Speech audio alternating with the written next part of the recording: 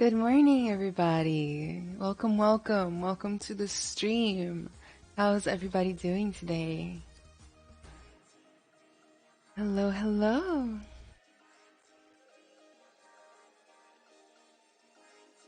Everything seems to be working fine today. Catchy 3D. How are you doing today? Just in case, hi. How's everybody? So, welcome to another day of my stream. Today we're going to be streaming in English, which I know gets a lot of people excited, especially when I'm not streaming in English.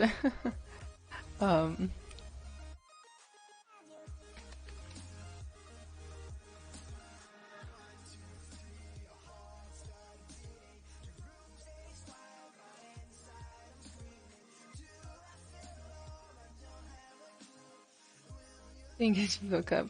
Fabian, boa tarde, tudo bem? Starts. I will start in a second. I'm doing great, thanks. Really loving the silhouette from the Triceratops. It's like a Triceratops inspired-ish dragon. I'm making this for a tutorial, but it's not what we're going to be working on today. So let me open up my PureRef. Get my PureRef going here. I feel inspired this morning to work on like a hippo. Hippos are super interesting, and actually I'm surprised I've gone this long, making animals all the time without doing a hippo. So we're gonna do that. Baby hippos are really cute too, though.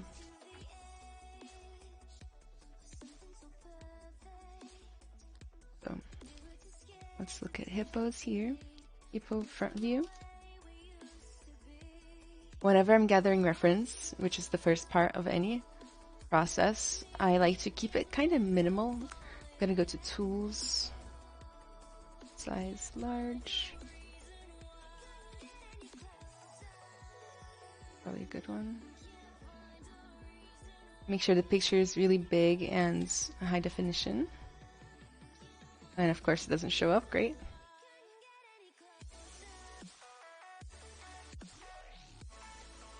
I'll use this one for now.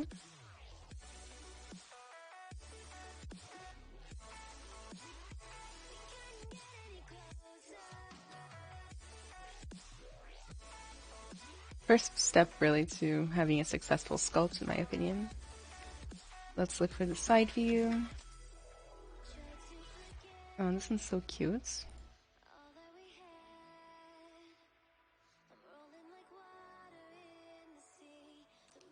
3/4 view.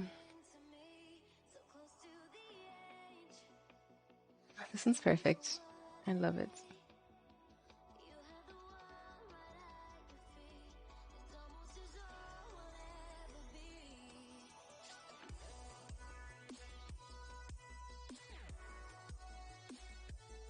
Okay, I'm going to start trying from here.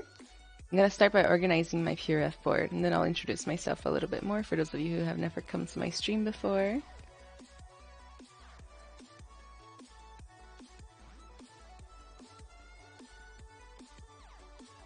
You can press down C and drag to crop PureRef pictures, actually. I've been using PureRef for years, and I just got told that the other day. Life-changing.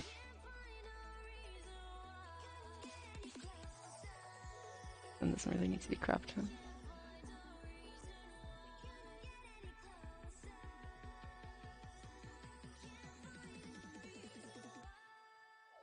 You post scary. JM.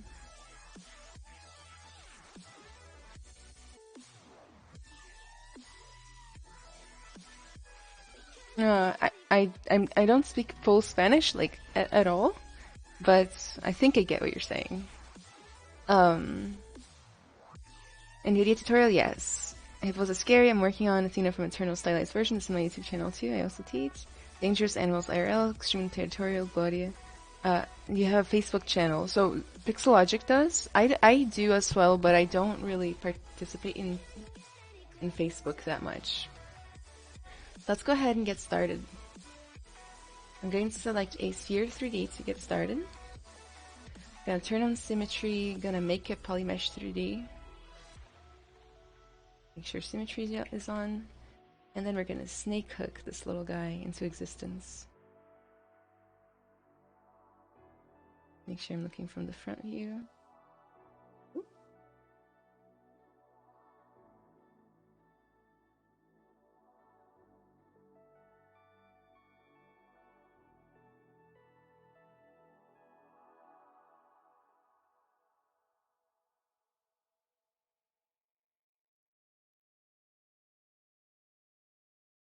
Oh, and a big hug is still your piece. Oh yes, I get it. Yeah, that's what I thought you said too. FYI. It's gonna like block in a neck real fast, and then I can start introducing myself for those of you who haven't been to my stream before. But hey guys, my name is Anna Carolina Pereira. I've been streaming with Pixologic for like close to 4 years now, which is kind of bonkers. I think that's right. I think so. I am a technical artist by trade. Worked a lot in the VR industry. I'm planning to go back to it actually pretty soon. But right now I am teaching in a college. I teach game art, VR development, and things like that. And I when I say I'm planning on going back to it, I'm thinking about doing freelance. Some more freelance anyway. I love character arts, and I've been practicing it and teaching it for a few years now as well. I have a little mentorship that I've been doing lately, started in March. Been helping out people with their careers and their skill set and all of that good stuff.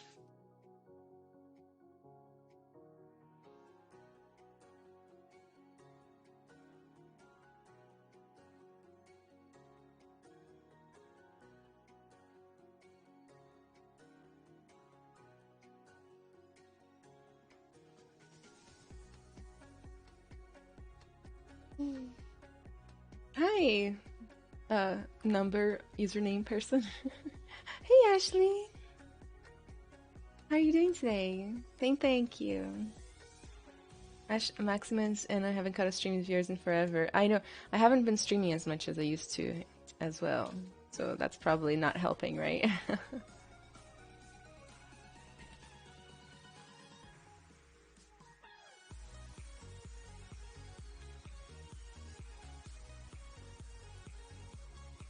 Instead of streaming as much as I used to stream a lot. And for those of you who don't know, like I used to stream 3 times a week for years, you know. Right now I'm taking a complete break from my personal channel and only streaming here. So what I'm doing right now with all that free time is I'm actually writing a book, and I'm really, really happy with it, how it's coming along.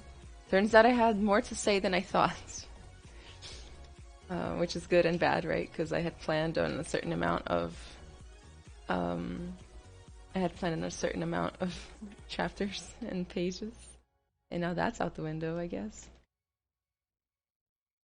So I'm just kind of using like a little bit of move brush, clay buildup, just to like kind of get my bearings, you know. But I'm still like heavy in the blockout phase. In fact, I'm basically just making room for myself to sculpt right now. Move this off to the side so you guys can see a little better. Good strokes, move brush, and a perfect hippo head. Amazing. I appreciate you doing this. I love 3D art. I'm trying to get good at it. I would love to get good enough to showcase. Really, yeah, you can totally do it too. Like, it just takes practice, a little time, a little studying, and then boom. Next thing you know.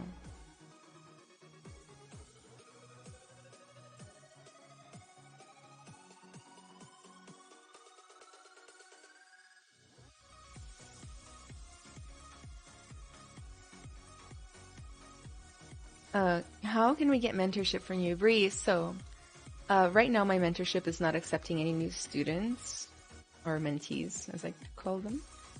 I think I'll be accepting new students next year, which I know is really far away, and I'm sorry. Um, you know, I have to have more time to focus on my current students, and also I'm developing business as elsewhere. Um, you know, um, that's awesome to hear what kind of book. So can't wait to talk about my book because it's literally the thing on my mind right now. You know,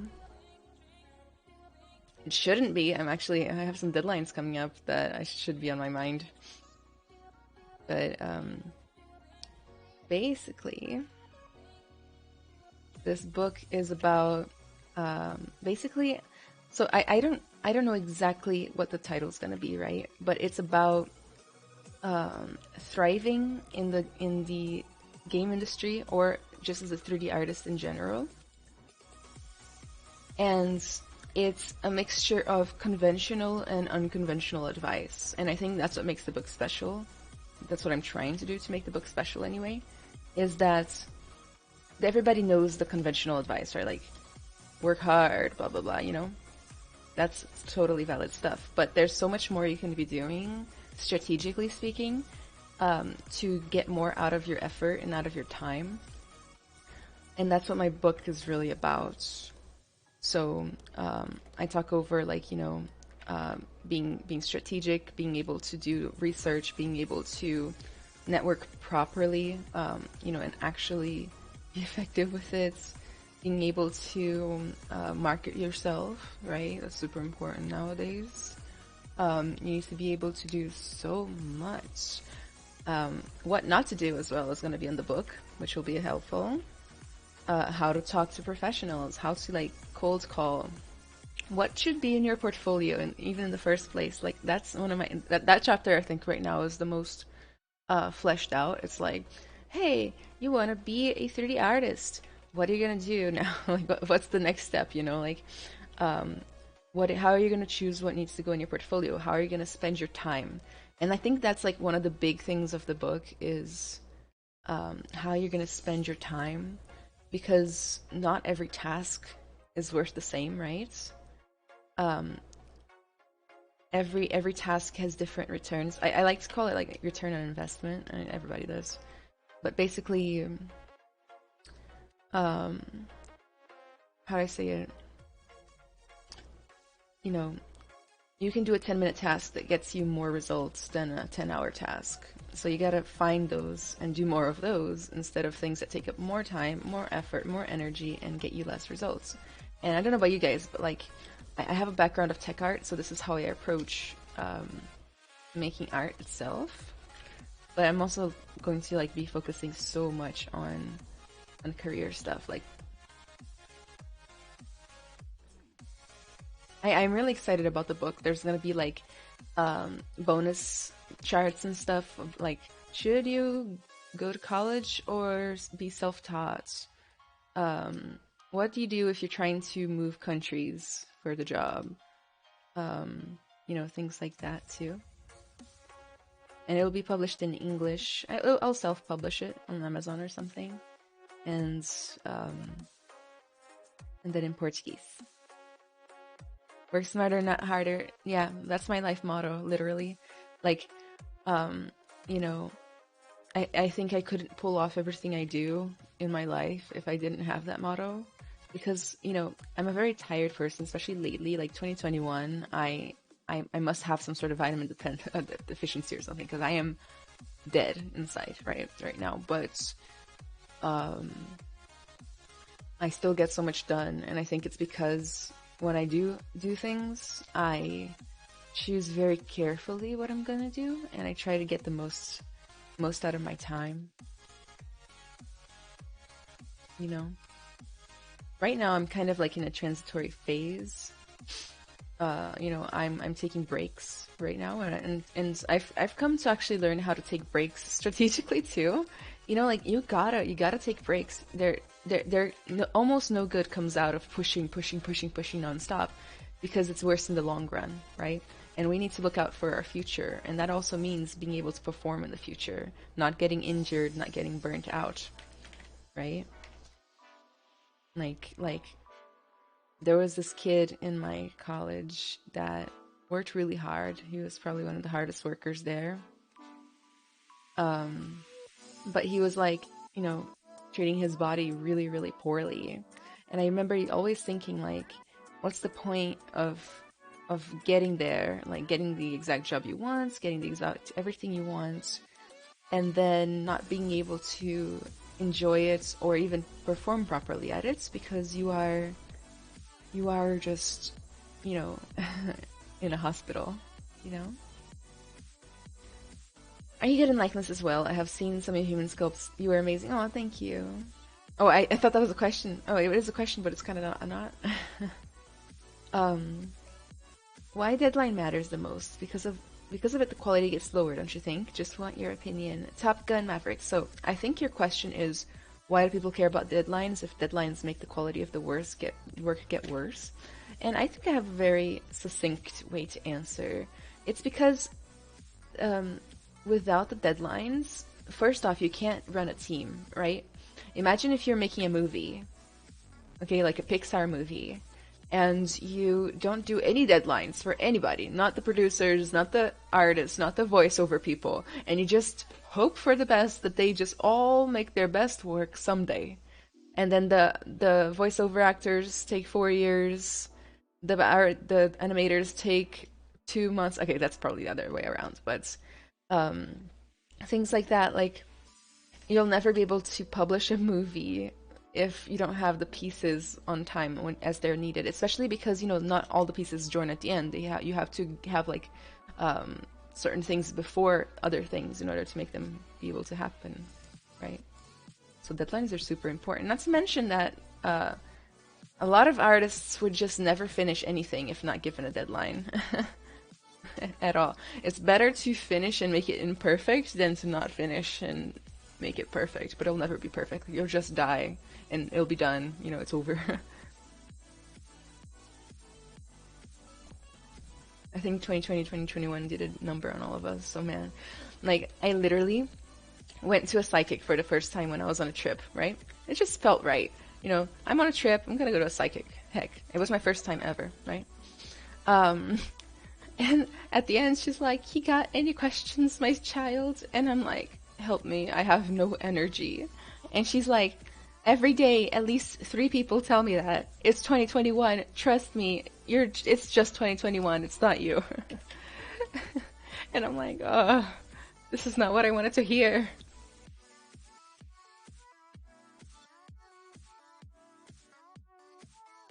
Like it coming in with the facts here.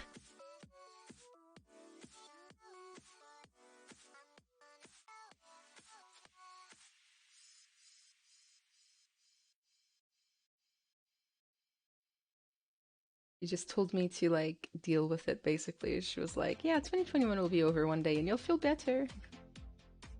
I don't think she meant the literal year. She meant like the problems of the year will be over one day. She didn't say when.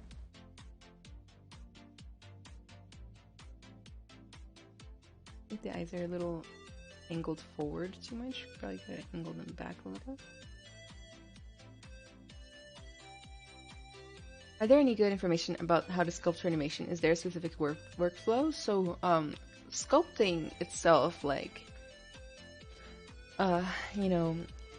it's more about the pose you put it in, and then of course the retopology, which comes after the sculpting, and like kind of the most of the processing that comes after sculpting itself.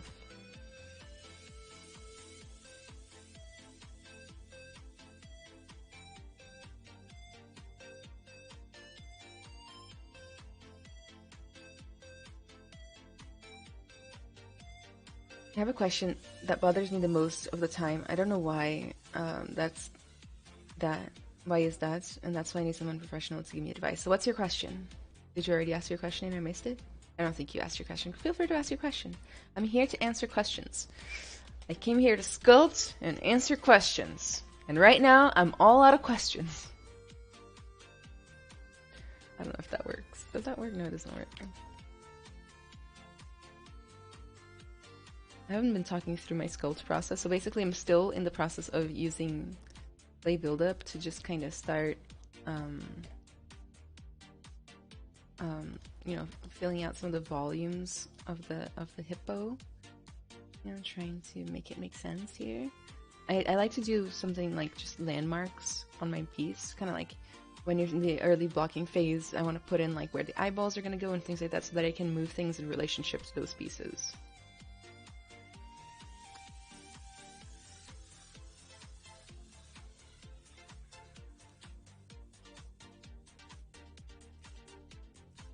Typically after sculpting ZBrush, you will retopple for lower res mesh for gradient animation.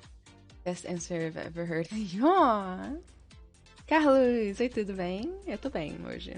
Assim, bem assim, né? Eu acho que vou parar a live cedo porque eu de saúde não tô muito bem, mas além disso, tá tudo ok. Eu só quero deitar no sofá, sabe? Mas além disso, tudo ok.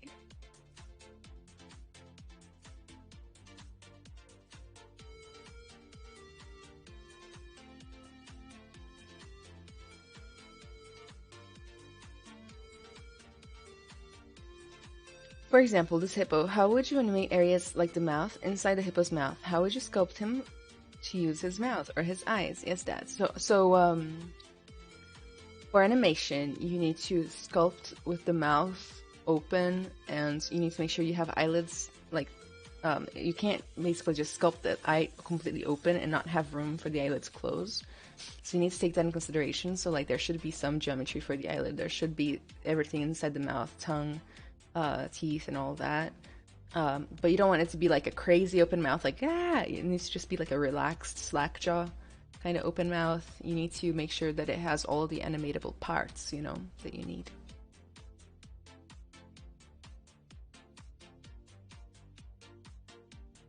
Lawrence asks, is it okay to use the demo project in ZBrush so you can make your own sculpting from it and not bother with the proportions? Because a few days ago I made a good sculpting start from demo project human head and made it as my own likeness. But in the end I felt like it's not mine. I have stolen someone else's, even if it's not. I mean, the feeling is different when you make something from start to finish. It's different when you use something from the basic model. Gorans, this is a complicated question.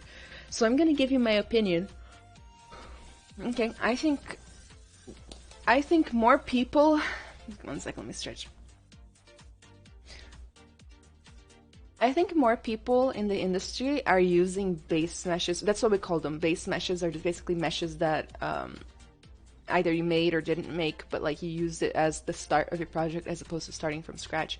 A lot more people in the industry use those than you think, right? Not everybody starts everything from scratch because that is a huge waste of time. So it's important to know how, but people don't do it every time, right? Once you become professional and you go out into the work, into the industry or be freelancer or whatever, let's say somebody hires you to do like 20 faces, right? 20 different heads. Nobody wants to pay you to start those from scratch because that's like a little bit of a waste of time, you know? Everybody's gonna be totally okay with you using base meshes and then just editing them and improving them as necessary so that you get the final result faster. You know, it's exactly what we were talking about earlier, working smart, not hard. Hear me out though. When doing studies and learning and things like that, it is important to do it from scratch as well. You don't have to do it every time, but you have to know how to do it because it's so important to be able to do it, because there will be a time in your career where you're going to get asked to do something that you can't get your hands on a base mesh for. And then what are you going to do, right? If you don't know how to do that from scratch, you'll have to do a monster or, you know, some bug that you don't have base mesh for. So you need to have that skill set too. I think that right now you're overthinking that particular model that you're talking about. So, you know, like the one that doesn't feel like it's yours. In my opinion, like it's still yours, you know, like everybody uses those base meshes from ZBrush. In fact, the base meshes from ZBrush aren't even good, you know, in my opinion. Like a lot of them are anatomically incorrect and things like that. So it does take some work to get them to look good. I think it's totally valid.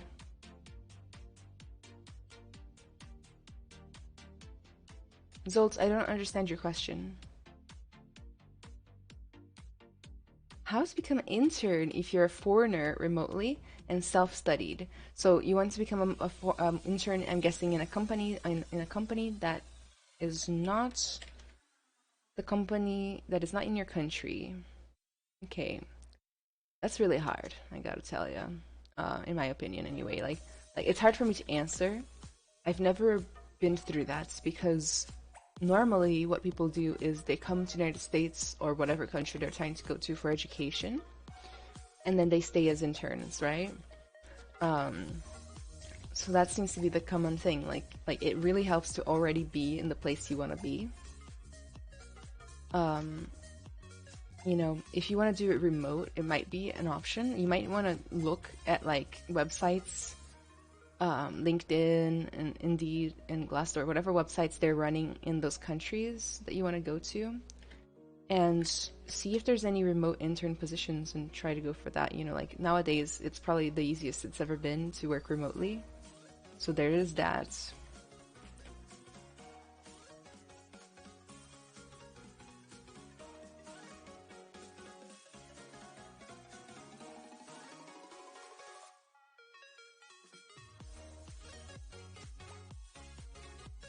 Yeah, I don't have a how-to for that. You know, getting visas is hard. I gotta be honest. In the United States, especially, like it's hard.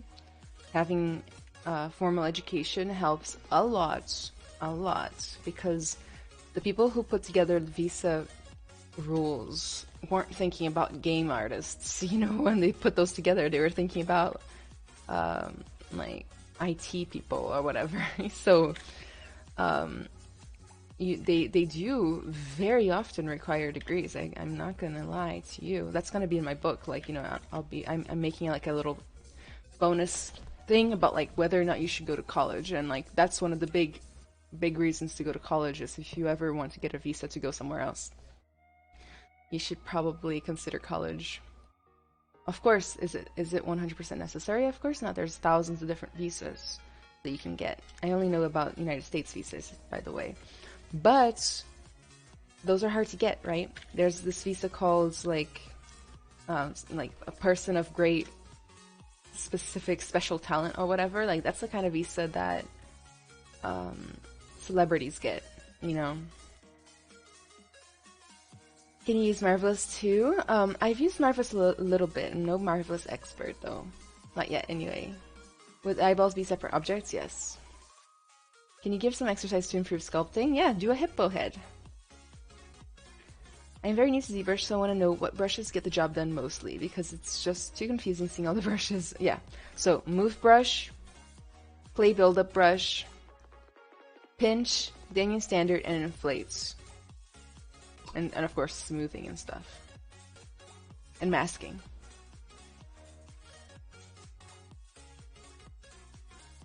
You guys ready for Dynamesh?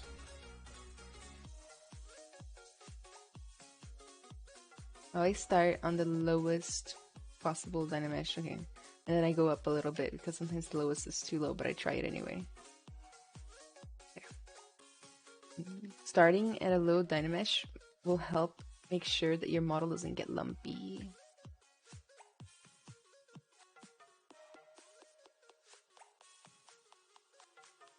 And it's also just so frustrating to work with a high poly mesh right off the bat, and for me anyway.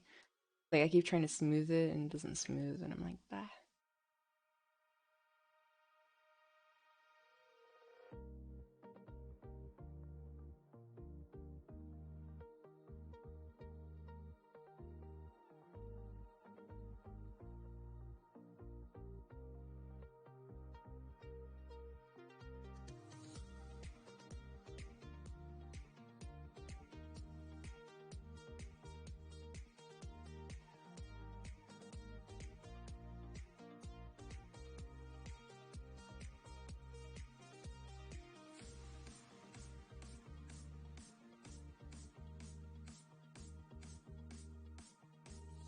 Hi Queen, boa noite. Look at you. Hi. Hey, Snatchy. Hi.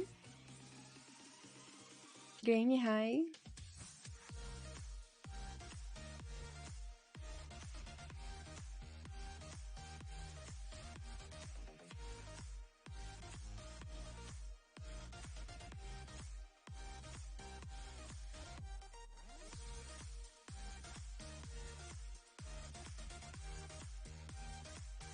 Sukasma! Hi! By the way, I'm not sure if Facebook messages are coming through. Ooh. Oh, yes, they are. There's not a lot of people talking on Facebook. It's always an awkward thing to find out. It's like, oh, I don't think one of my platforms is working. Oh, never mind. It's just people not saying nothing. Okay, so I'm going to insert some eyeballs. I like to use the insert primitives brush and just insert a sphere and get it over with. But you gotta make sure to split it after you're done inserting. Oh, he looks evil. Go to subtool, mask points, there's our eyeballs.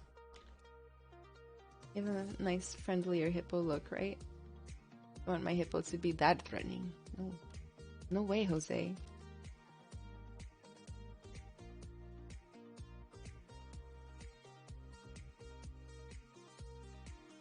I say Twitter about the book, good luck and respect. Thank you, Kankuri. I am so excited about that book. You have no idea.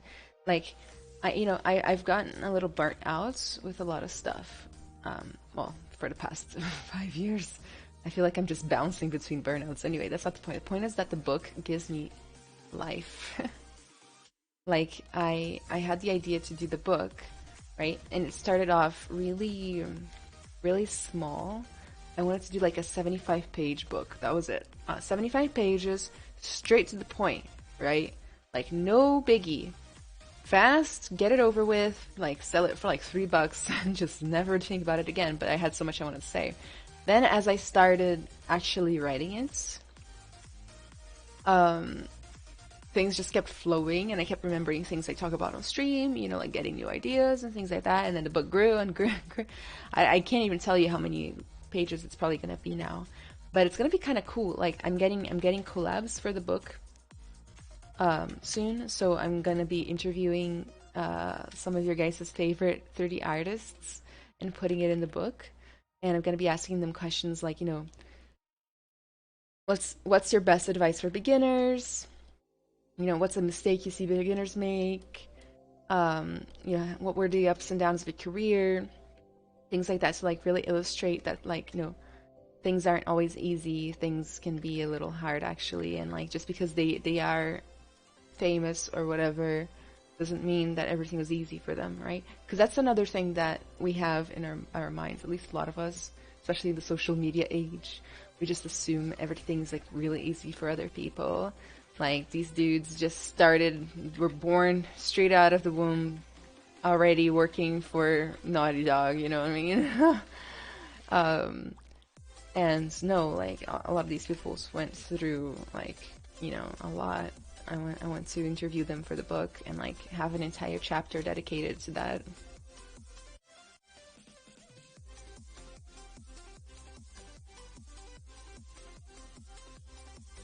Yeah, figure out this forehead scenario here. I think it's fine actually. Might be overthinking the forehead. Am I overthinking the forehead? Stay tuned to find out. Oh no, there's still more forehead thinking that I need to do, huh?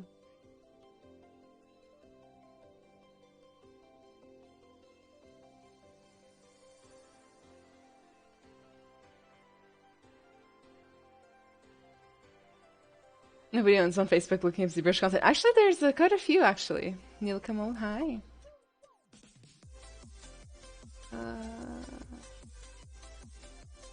Boa tarde, Raj. Is game artist much more huge than Big Muzzy? What does that mean? Como fazer a blocagem de coisas rápido? Tem muitas pessoas que fazem e eu não consigo fazer rápido. Bom, assim, eu acho que a questão da rapidez vem com treino também, né? Mas eu bloqueei isso rápido hoje, na minha opinião, né? Enquanto eu não tava parada conversando, né? Pelo menos. I think my nose is just way off, man. Just way off.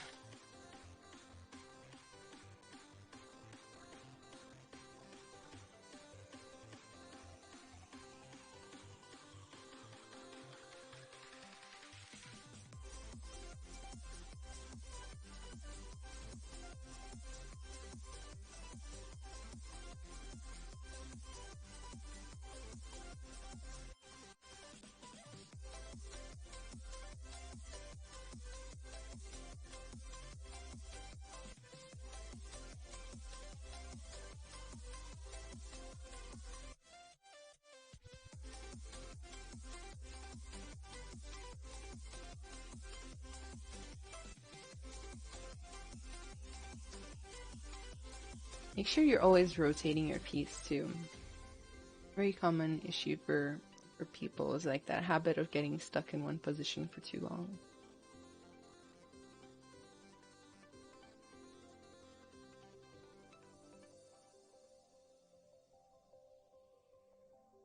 Add a little something falling my hair.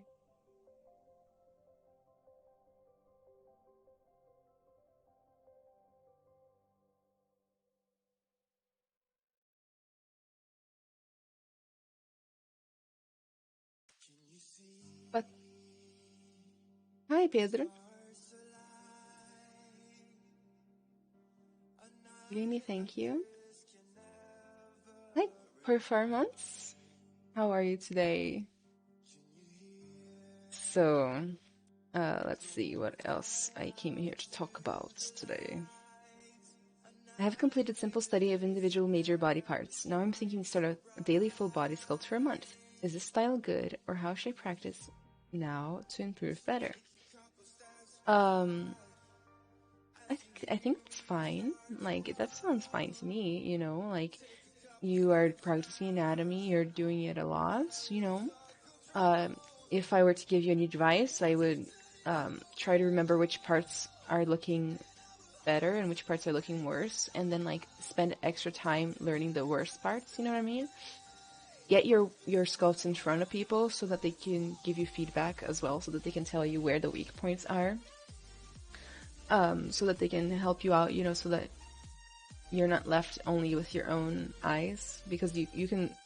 It's just a phenomenon where like you can kind of stop perceiving your arts realistically after you've worked on it for a while. Not everybody, of course, but a lot of people. So get some people looking at your arts and see if they like it, what they think could be better, etc., and then work on those parts. Don't just make bodies and then throw them away. You know, like be analytical about it. You know.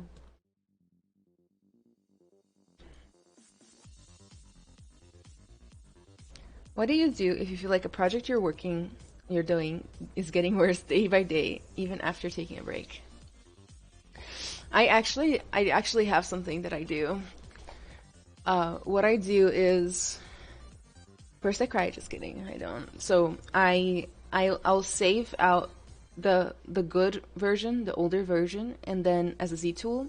Then I'll save out the current version as a Z tool, and then I'll have them both here, like in my.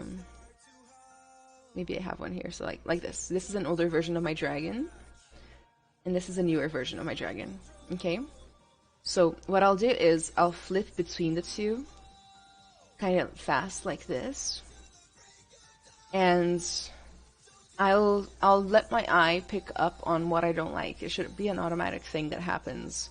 You'll be able to notice a little bit easier what you've done worse since the first one, and then you can try to fix it from there. Sometimes it's hard to even know what you don't like, right?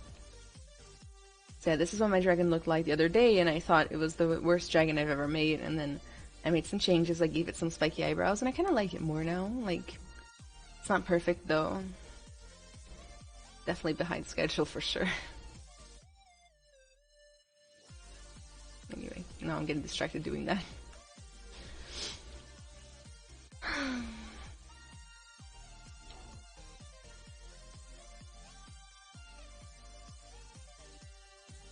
What is a big muzzy? What is that?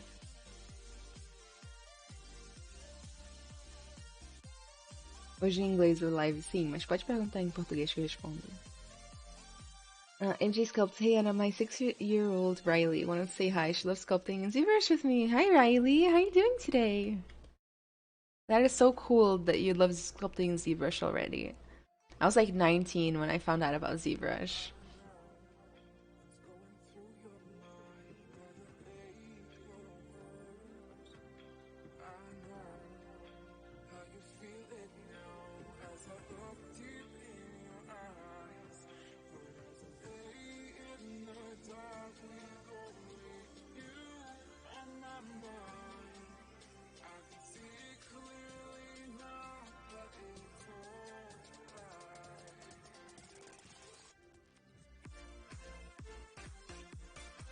Crying is always a good step.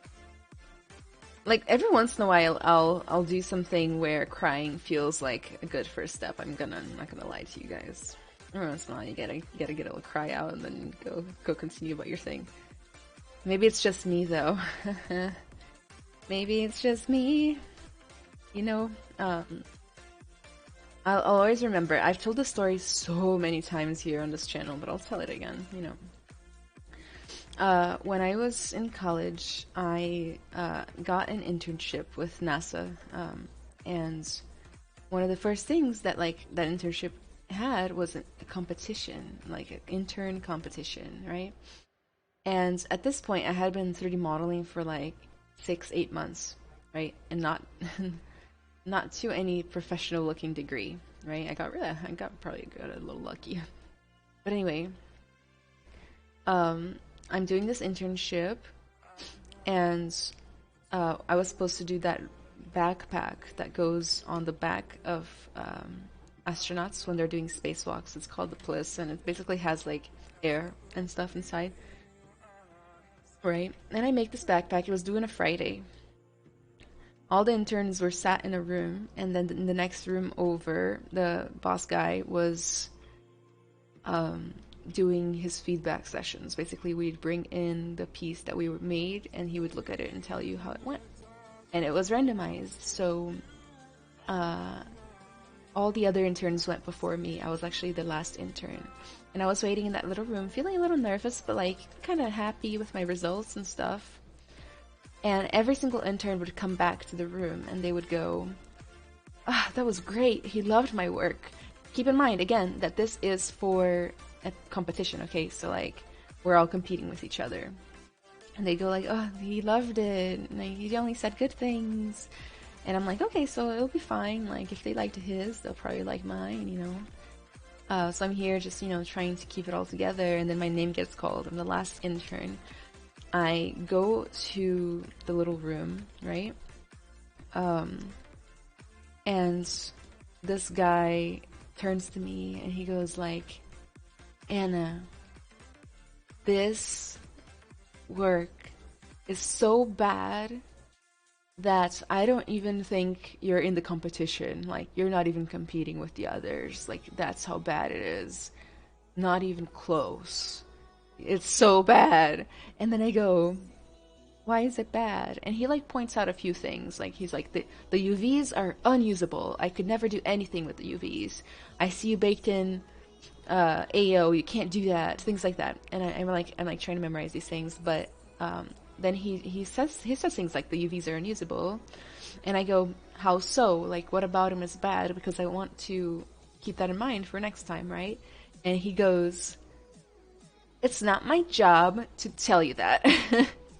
And I'm just here like, huh. And he starts like raising his voice during his critique, you know, like just really laying in.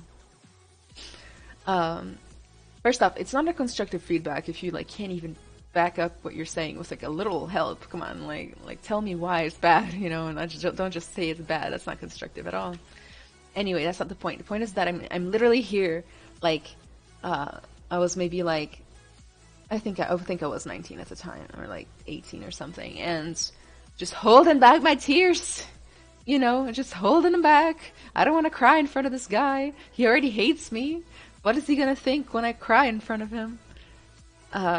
So he goes like, "Go back to the room." So I like go back to the room and I like kind of try to recollect myself, right? And I'm just a little bit shaking. And I go back in the room and all the other interns go, "So how was it?" And I'm like, "Really good. He really liked it." So I sit back down and I pull out my notebook and like I just focus for like 10 minutes just trying to write down everything I could from, because they didn't let us take notebooks in. So I'm just like writing everything that he actually did point out that was wrong about my piece, right? And then he comes in after that and he goes, "Okay, kids, like we decided that we're going to give you guys 3 extra days to do any changes to your models that I recommended, and you can turn it in on Monday." So this was Friday, so it was due on Monday. And I literally remember I like pack up my little backpack and I call my boyfriend at the time and I'm like, "I want to go get a burger." Then we go get a burger and I just start like eating my burger and crying, just like stress eating and crying. And he goes, "Well, what are you gonna do next?" And I just like wipe my tears and I'm like, "I guess I gotta get to work." So I go home, like after the first step being a little crying and eating a burger, of course. Like I think those two go hand in hand, at least in my life. I don't know about you guys.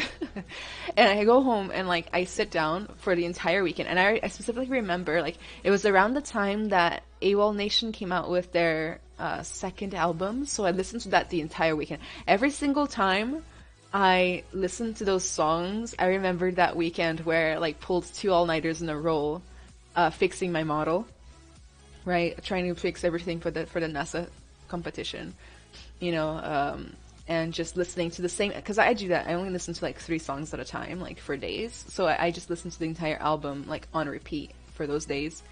And then Monday rolls around, I'm like, you know, super tired, I'm super sad, I'm feeling quite insecure, and I send in my model, right? And then I finally go to sleep. Like I don't think I even go to class that day. I just literally am like, I literally just go to sleep because I had not slept for the whole weekend. Then when I wake up, I open up my email on my phone, and it has an email from NASA and the director at my school. And then I open up the email, and it says, "Here are the winners of the competition." And then I was number 1. I actually won that competition. Anyway, I've told that story better before. It was about this whole tangent about how sometimes the first step is to cry, right? But like I literally like sat down for an entire weekend, right? And I put together every single thing he had asked me. Actually, that internship was like kind of a turning point for me, because before then I didn't quite understand the role of my ego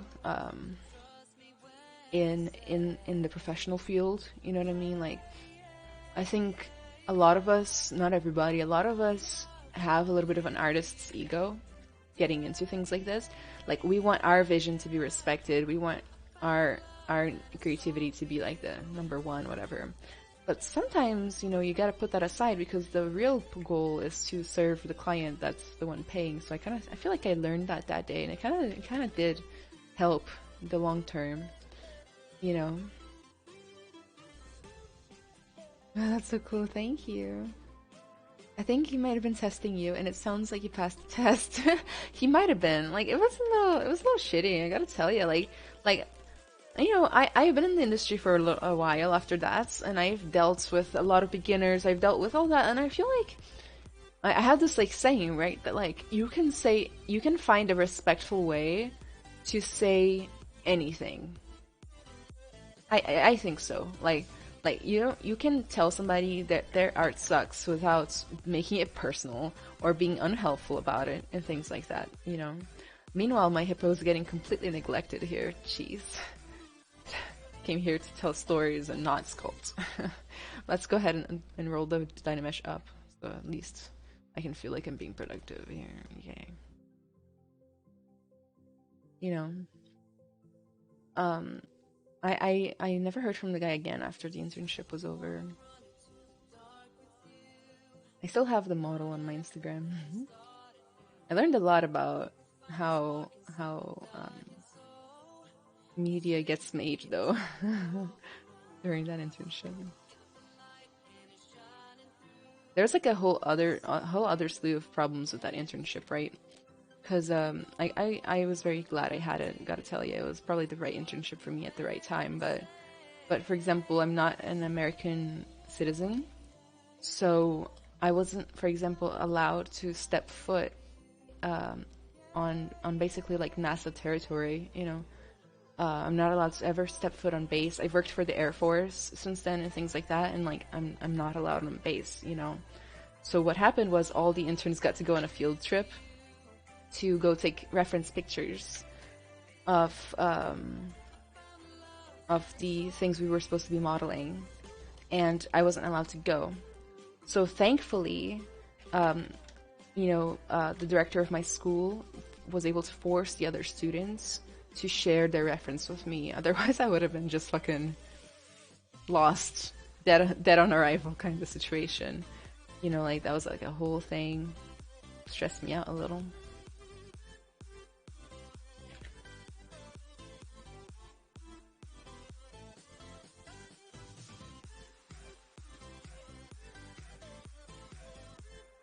Nowadays, I'm kind of glad I can't go on base because like that is just a little stressful.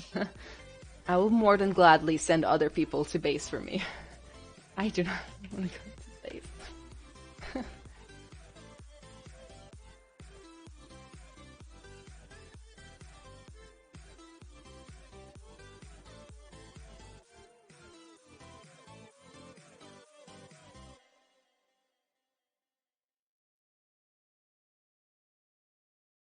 Just kind of fleshing out some of the forms here while talking, you know, like rounding out some of the snoot.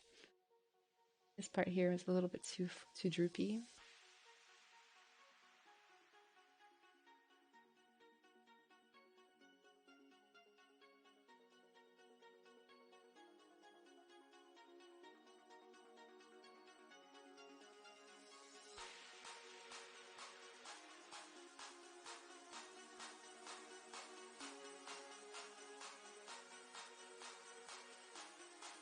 Thank you, Bobby.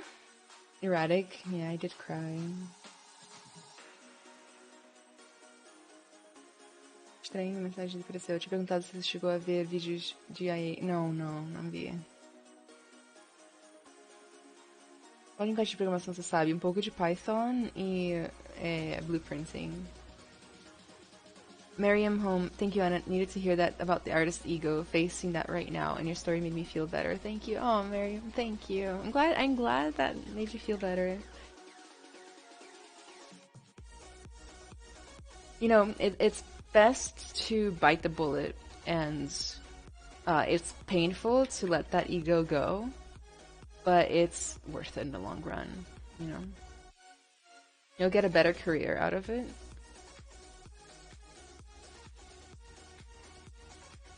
In my opinion.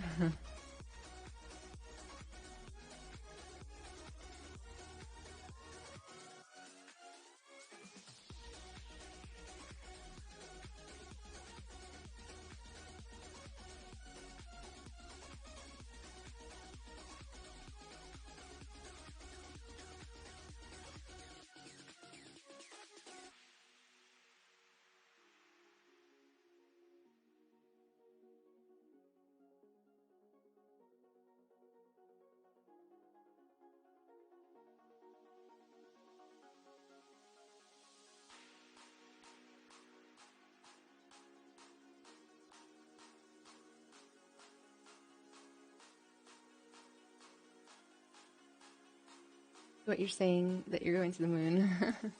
Oh, no, that's perseverance for you. Yo, Don. Interesting moment to join. I have no idea which moment you joined in. But you're doing well. I am doing well. Sparks, this is... Hi, I'm new here. Hi! You actually have the same name as my cat. That guy. He's always nearby. Just today he's not on camera. Actually his name is Sparkles, but we call him Sparks. How you doing?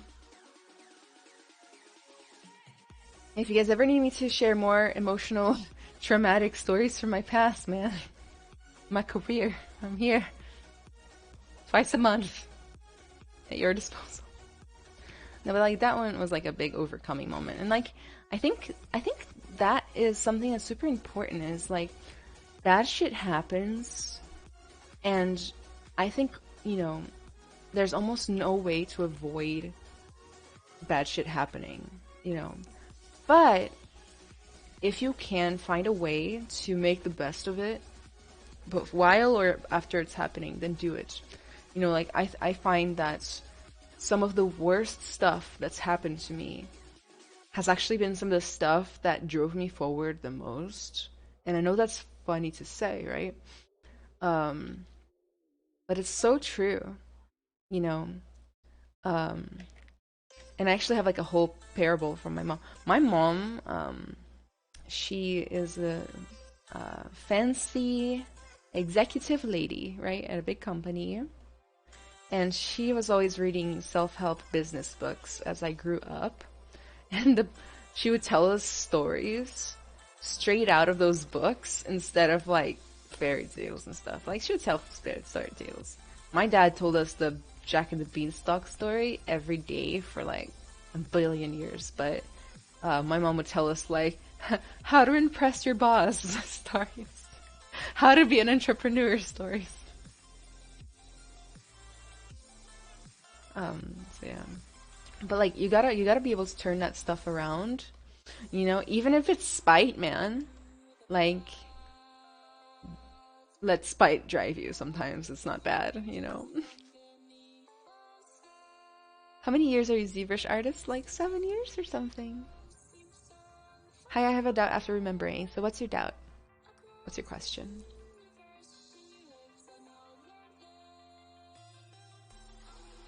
Joined when you were talking about bases. Super tired from work this week. Just getting and I'm gonna get ready for my day. Ah, you missed the entire lead up to that.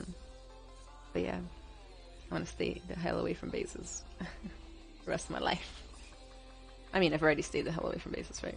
Because you missed the first part of the story. You know, getting totally chewed out by the NASA guy like helped me realize the place for my ego, and it also helped me realize something about how I should be in the future as I'm giving feedback, right? Um, gotta at least sandwich that feedback, like there's this like I do this thing where when I'm giving criticism I start with one nice thing and then I give the bad things and then like one nice thing at the end. It's weird, like that does help lighten the mood a little.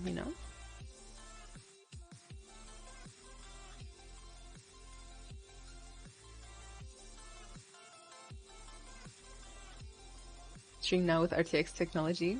Actually, I'm using RTX technology. I'm using AI to block out background sounds from a microphone. I don't know if it's working, but it's what I'm doing. I'm an esports aspirant, specializing in CSGO. So what about you? I'm definitely not good at games, if that's what you're wondering. But I actually am like weirdly more. Well, I used to before COVID go to a lot of esports events because I have connections there.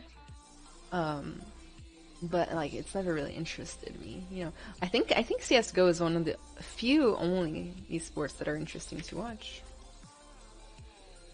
I just don't like it very much. Like I don't like esports that much. Maybe one day I'll work in esports too.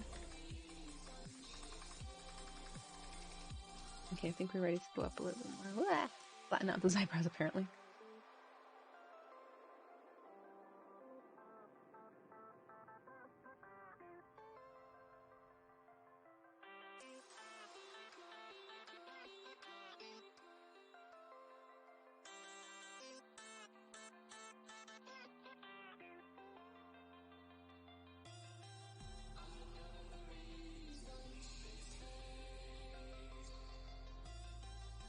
Just pinch brush the lips a little bit. Right here.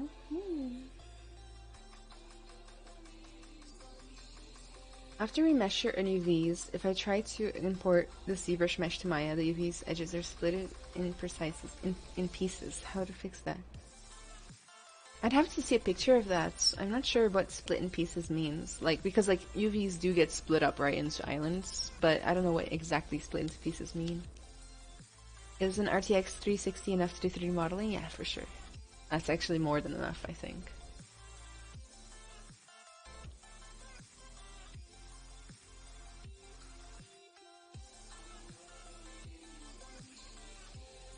I just got an upgrade to the 3090 because NVIDIA sent it to me, but before that I was working with the 1080 Ti for years and it was perfect, and before that I was working from a laptop that had like no comparison, but it was still it was slower, but it was still possible.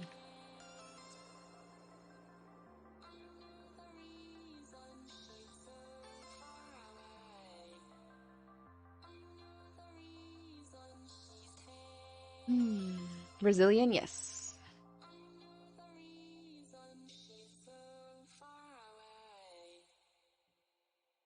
Missed another stream. Well, it looks like you're here. Looking good, prof. So it's streamed on YouTube too. If someone on YouTube can see my chat, can you say hi?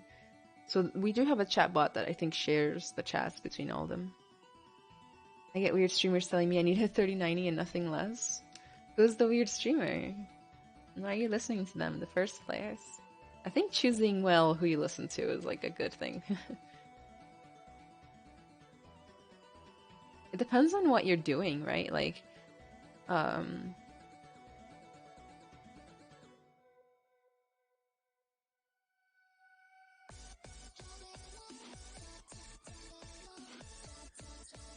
you can do modeling on an iPad now. You know what I mean?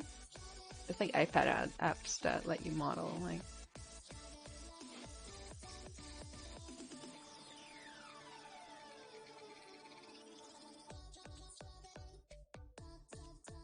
3090s are very prohibitive. Like I might not even have been able to buy one if they hadn't sent it to me. You know what I mean?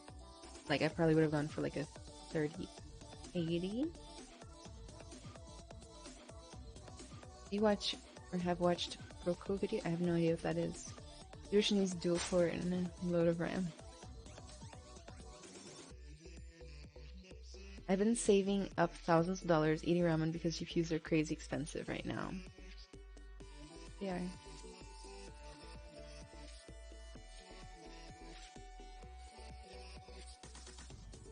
I'm thinking about selling my 1080 Ti.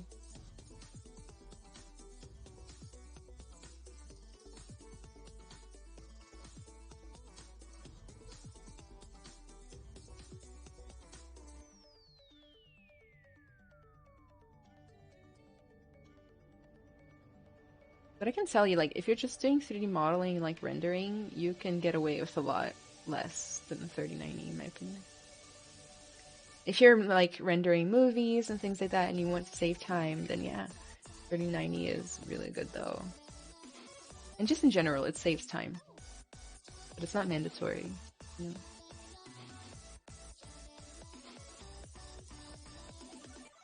I'm just gonna be real with you guys. I don't know much about computer parts, but I definitely know that.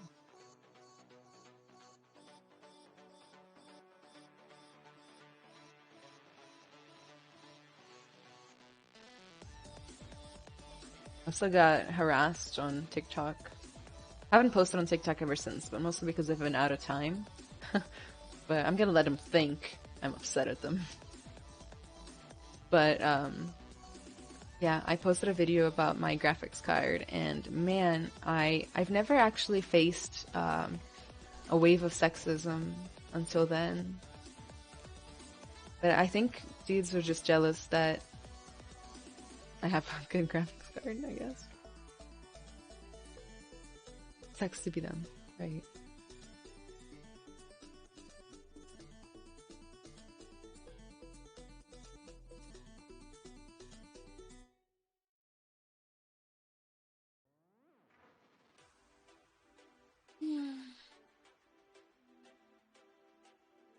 I don't think ZBrush uses your video card for rendering, uses CPU. While sculpting, yes, it uses the CPU mostly. I tried to load up on my laptop and it literally said, "Are you joking?" So I don't know where the next step up is.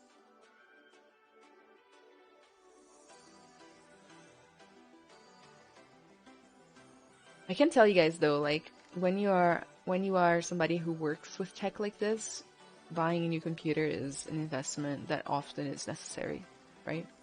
It's like having to buy a car if you're a driver, right?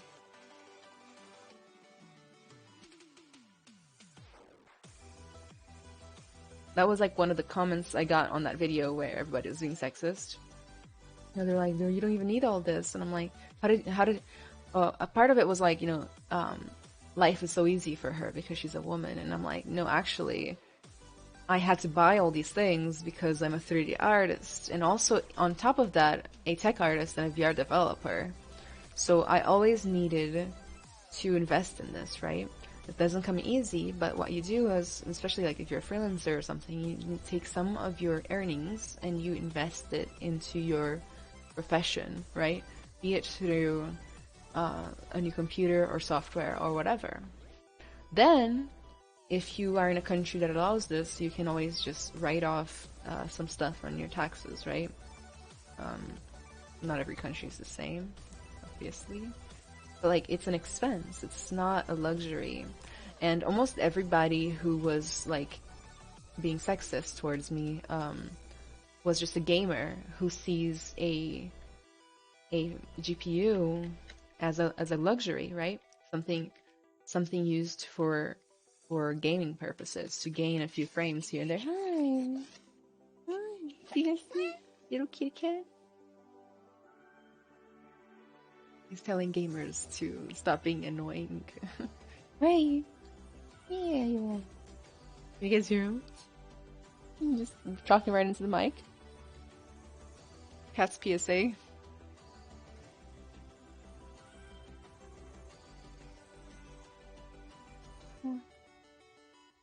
He does high fives. You want to see? High five. High five. Nope. No. No. No. That's sir. High five. Well, you gonna disappoint our audience? High five. Boom! Good job.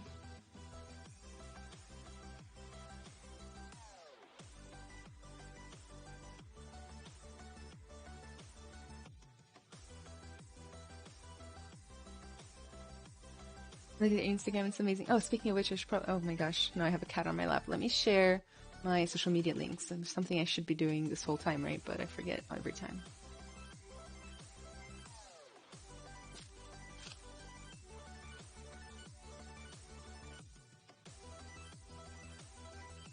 Get back on your chair.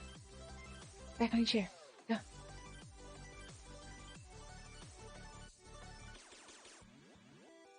Let me post the links for my social media for you guys to be able to follow me, keep up to date with my artwork.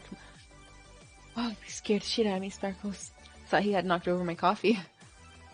Oh, damn, a little fright in the morning to really get things going for today, huh? It's the best way to keep up to date with my upcoming tutorials. I've already released 3 in the past month or so. So keep up to that, keep up to date with my artwork, my stream schedule, which is a little complicated, you know, so you have to keep up with it. So I just put my Twitch, Twitter, Instagram, ArtStation, and TikTok up. Oh my god. Sparkles. You're being inconvenient, sir. Nope. Nope, this is not playtime. And then I'm going to put up my Discord server, which is a free online server where you can hang out with thousands, or really hundreds and thousands of, not hundreds of thousands, but hundreds and thousands of 3D artists from all over the industry. Some are professionals, some are super professionals, some are beginners, some are students, etc. Just a great way to network. Whenever I do challenges and giveaways and stuff, it's on there. Alright, so make sure you join. You can share tips and tricks, tutorials, resources, show off your work, give and receive feedback, and all sorts of good stuff.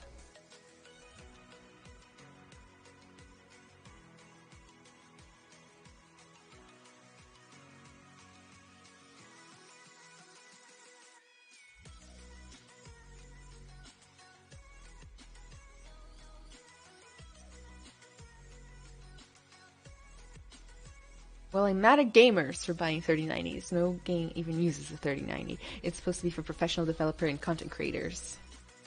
Yeah, it's true. You're not wrong. You ain't wrong. What VR stuff are you working on? Right now, I am just teaching VR and kind of looking for my next opportunity as far as freelance. I recently got one, but it wasn't a right fit, in my opinion. But like, I mean, like, I didn't take it because I didn't think it was the right fit yet. Mostly because, you know, I still have to get into Unity. So kind of looking, but like not really looking because I'm so freaking busy. Really, this year I've decided that like I've done some freelancing this year. Like I did something recently for the Rosa Parks Museum in Alabama and a few other things. But like this is the year to relax a little bit, focus on becoming a better teacher, and focus on my own businesses if I can. But I have done like a lot of soul searching too, and things like that.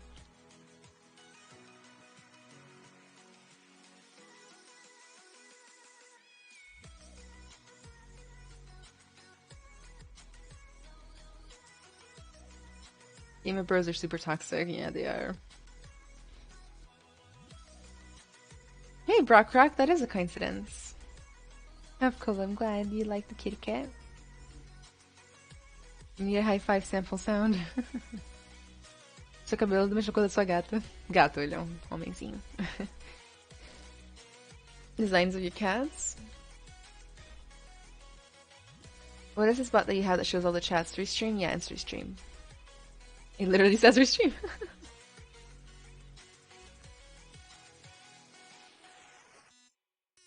It's actually me. I dyed my hair to look like Sparkles. See, I wanted us to look related.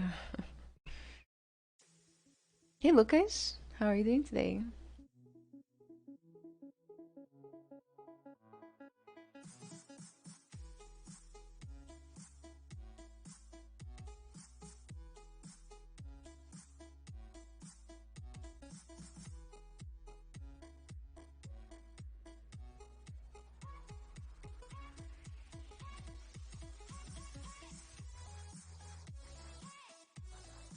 A little fleshing out here and there.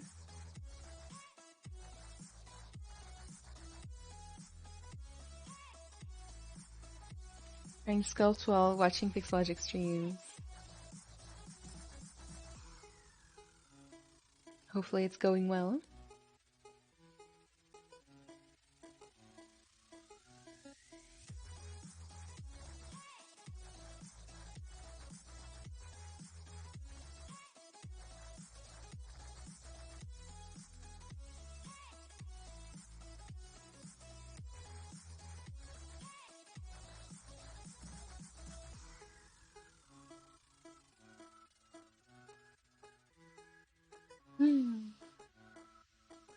So, since we've already talked about the book so much, because that's like my favorite topic right now, what is something you guys would like to see in a book about?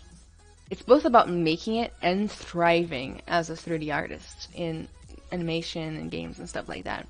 Like, because the goal of the book isn't like, it's not a book that stops at getting your foot in the door, right? That's not good enough for me. For me, what's good enough is to thrive, not survive, right?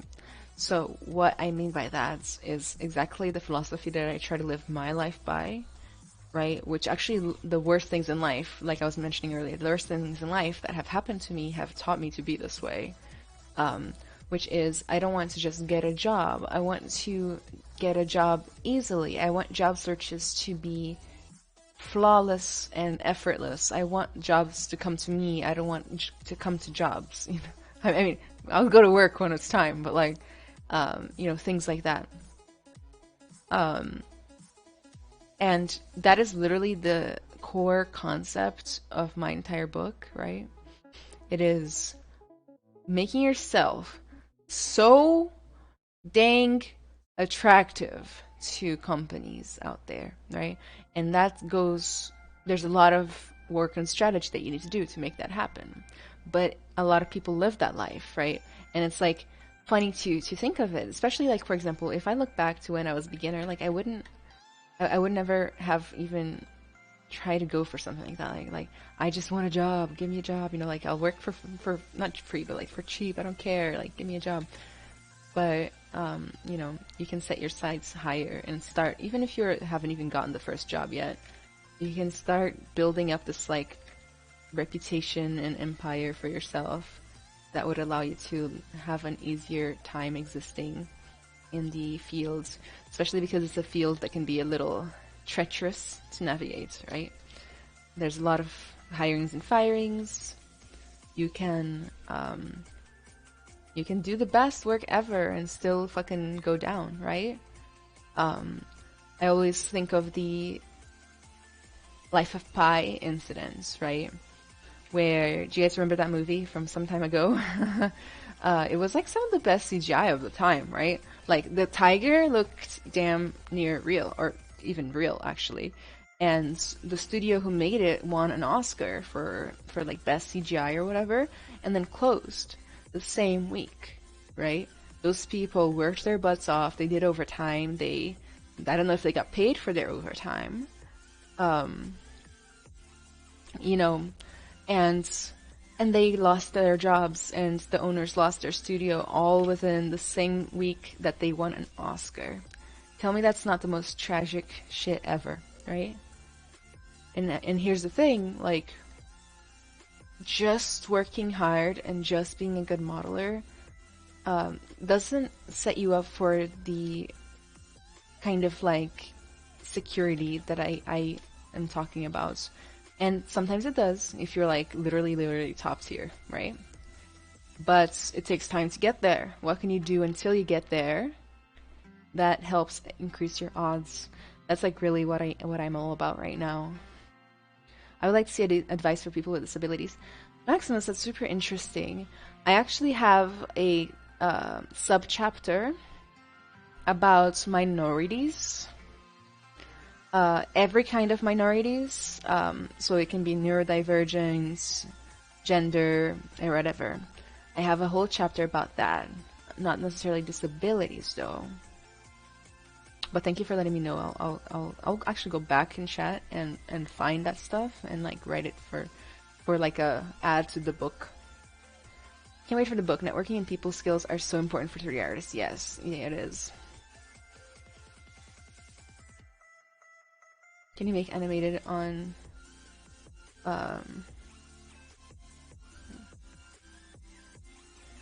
can you make animated on characters in ZBrush? I don't know if you can properly animate in ZBrush. But yeah, afterwards, yeah, you can totally animate it. And they got played off the Oscar stage when they tried to talk about it. Yes, they did. The music started playing, right? It was hideous, very ugly.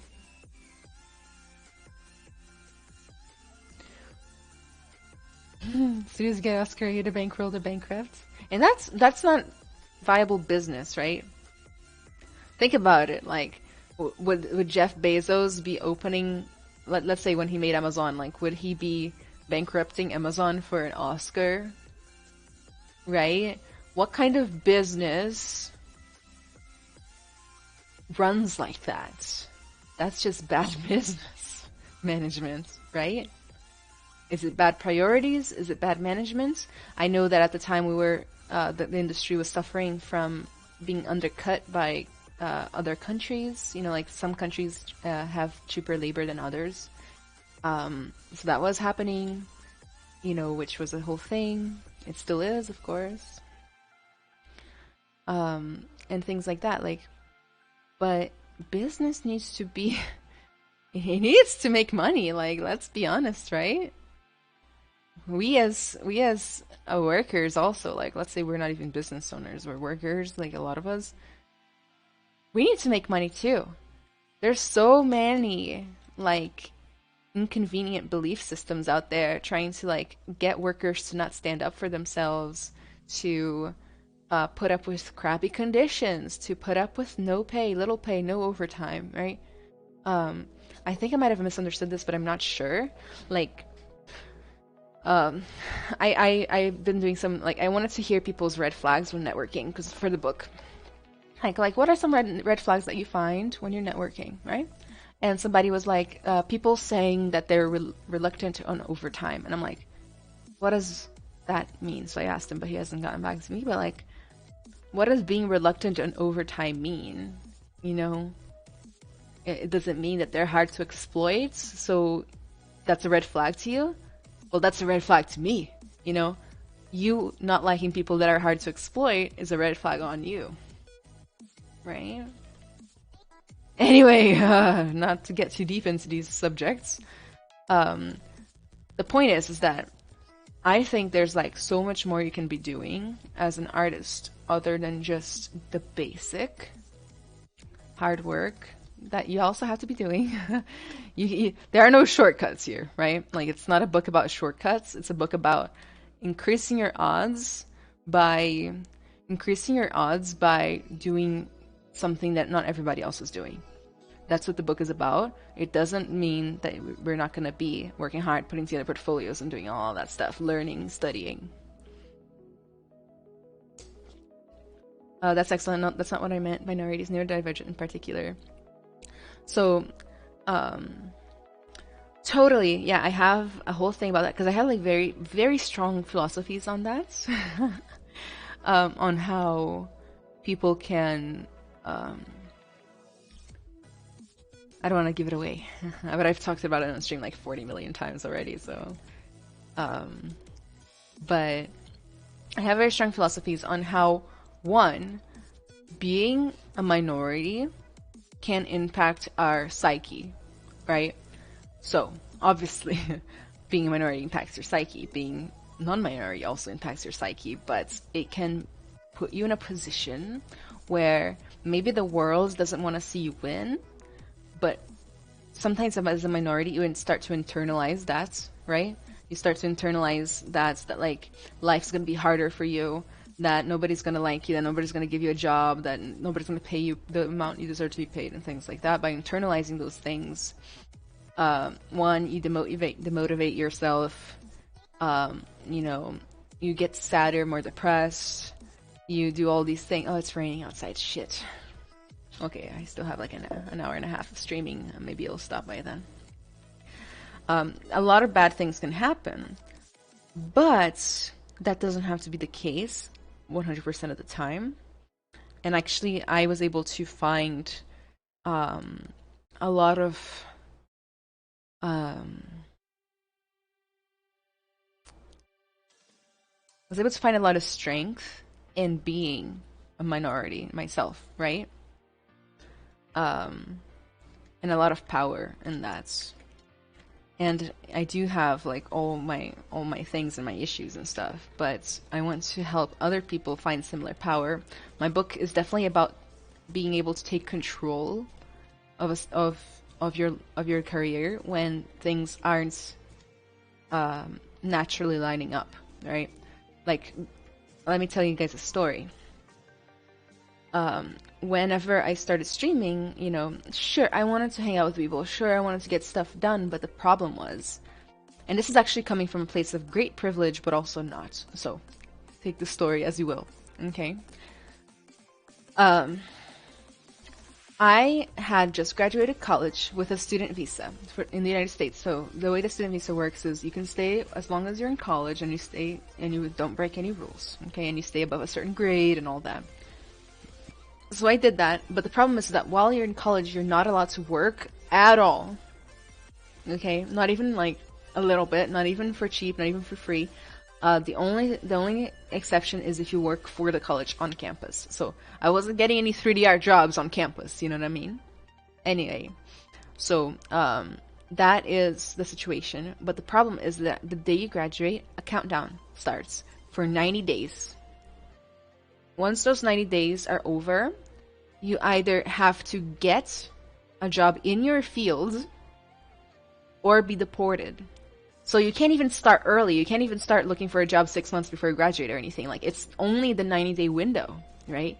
And that is terrifying because you either have to get really fucking good really fast, faster than all of your other peers, right? And then get the job that is in your field. It can't be like a job at a bookstore or whatever. It has to be in the exact field you studied for. And then if you get the job, you can work there until the year is up since the day you graduate.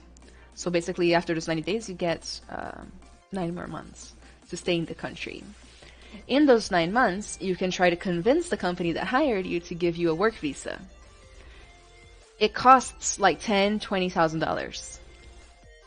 They can say yes, they can say no. If you are really fucking good, your odds of saying yes are higher, right? If the company has a lot of money, that too. Like Microsoft is one of the biggest sponsors of work visas ever, right? Anyway, so you have 9 months after you've already gotten hella lucky to get your first job just like that out of college, right? And you have 9 months to stay. and get that work visa. If they say yes, they have to spend $10,000 to $20,000 to apply.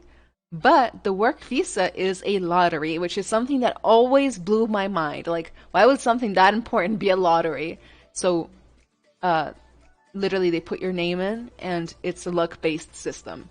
You either get it or you don't, right? Imagine the amount of stress on somebody like that that's going through that process. So that's what happened to me. I got out of school already super stressed out and depressed. I was like 30 pounds heavier at that time.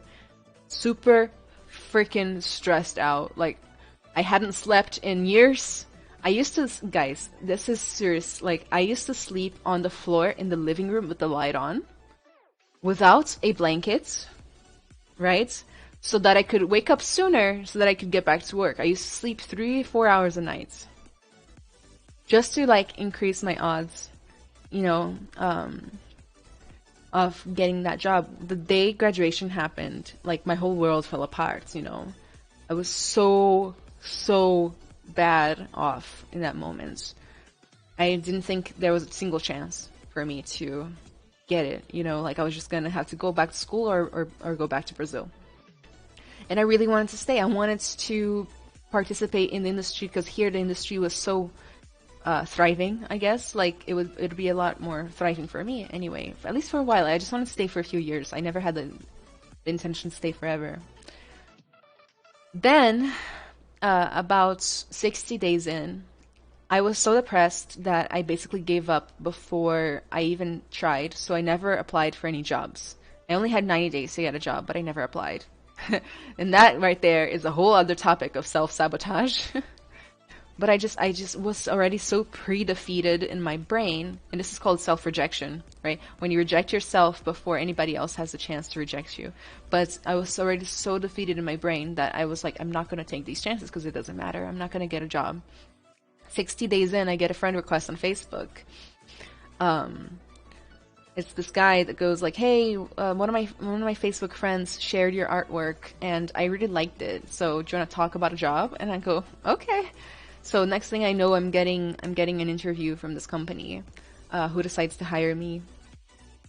I didn't tell them about the visa stuff. I was just like, I'll just even that, right? I was still self-rejecting. I was like, I'll just work here for the rest of the year and then quit, right? But they ended up sponsoring me, and that's how, you know, my career has gone. But the problem is, like, once I was on my 1 year was over and I was working with the work visa, that also has a bunch of rules. So what happened was, when you're on a work visa, you're not allowed to make side income at all. So you can't freelance, you can't, you know, do anything like that. And to make things worse, the moment you're fired or quit, it's nullified and it's instant. Like, I think you have like a little while of grace period, and then you're fucking donezo, and you are deported anyway. So I lived for years with that like sword of Damocles hanging right over my head, right? Trying to make it. And even though I did make it that far, I had the job, I had the visa, there was still this like instant death mode that I was doing, you know? And I was so I had no control over my career at all, right? I was stuck in this position. I was stuck in this company. You know, they at the beginning, I loved working there, I gotta be honest, but they did a lot for me, but they were, you know, not perfect, and they didn't pay me a lot. They were a little exploitative sometimes. And I just felt like I had nothing. Like, I can't control this. Like, what do I do? So I started thinking, like, what are the loopholes here? What are the loopholes here? So I figured out that, like, I can stream. Like, I can come on Twitch and I can stream, and I at the very least can get to know new people and put myself out there and be productive in some way that helps me gain that smidge of control back for my own career, right? Because I had no choices at that point. Like, a little bit of control. So I started streaming, and that was one of the main things I wanted, was to be able to do something to put my career to make my career better and more successful without breaking any of the rules, without having to leave my company and things like, hey, sparkles. So I started and it went really well, like I got a lot of that freedom I wanted. And I forget why this is a tangent, but it was basically about like being able to find ways to take control of your career when things aren't in control, right? So I can't control that I'm a woman. I can't control a lot of things about myself. How my brain works is hard to control that. But I can do things, extra tasks that have a lot of return that can help me find a little bit of more control in certain places. And that's what I did. And that's kind of what the book is about. just to circle back, like that's kind of what the book is about. Is like, there's no secret way, but there's things you can do to improve the odds, and that's literally what we're doing. And Pixologic picked me up, which was a big deal. I started really putting a lot of effort into my social media accounts. I actually been, not doing that lately, but for the past 2 years or something. But a lot of things changed because of that one bit of effort that nobody has to hire you for it to be a streamer. Nobody has to support you, really. You can do it on your own. You can do it I had a crappy laptop and like no mic when I started, right? Like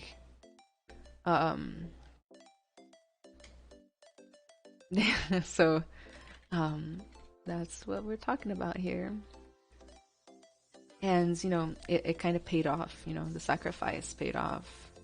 I used to get home from work tired, but I used to stream 3 days a week, and I did it. Like, I never made excuses or anything for years. And I did it, Yeah, slavery. That grace period is awful. Yeah. Would you have gone to the US if you knew it would be hard to get in the industry? You can't control if you'll win the visa lottery. Yeah, you can't control that, right? Would I have gone? I don't know. I don't think so, actually. I came here kind of unrelated, but I had to stay in the hard way. So I'm trying out ZBrush from Blender and Holy... I like ZBrush. I'm sorry, I just got here. Which book? So I'm writing a book right now, Jairus. It should be out 2022, I hope. But basically that's what my book is about, so I was just kind of telling you guys some stuffs. But yeah, like as minorities, it can really be super easy to fall into a victim outlook. And like, don't get me wrong, I don't want to rub anybody the wrong way. Like, oftentimes people are victimized, right? And when you're literally made a victim, like, okay, maybe you can't blame somebody for falling into the victim outlook, but there's a lot we can do to lift ourselves up, and like the real change happens when we elevate ourselves. And sometimes we can't wait for other people to elevate us. Like, it won't work. Like, there's almost never a real savior out there. Like, if anything, like, I don't know if you guys have been keeping up with, like, the industry drama that's been happening lately, but, like, even as far as, like, safe spaces for minorities, there's still people preying on you, and, sometimes the people that are here to lift you up are also not looking out for you, so, like, we need to take that responsibility for ourselves, and not everybody's ready for that, and I get that. I definitely wasn't. I've had more than a few times where people did help out,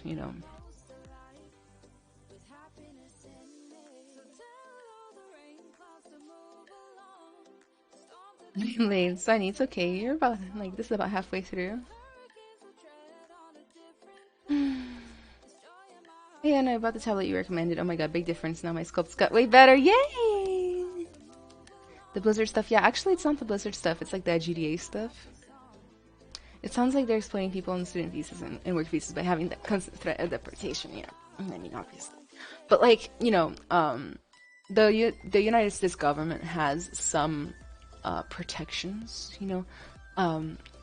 the job has to have a certain salary that they have to promise when they apply, and they have to pay you that. Like, they have to, otherwise the company will be in trouble, because people would try to like tell the government, oh, this person's getting like $100,000 per year, and then they'll pay you like $20,000 per year, and that way, it's actually the only reason the United States government protects that is because it's disadvantageous to American citizens, because then all the companies would just get work visas for people and pay them like way less than Americans. So it's actually protected so that Americans don't get undercut by having other people work for less, if that makes sense.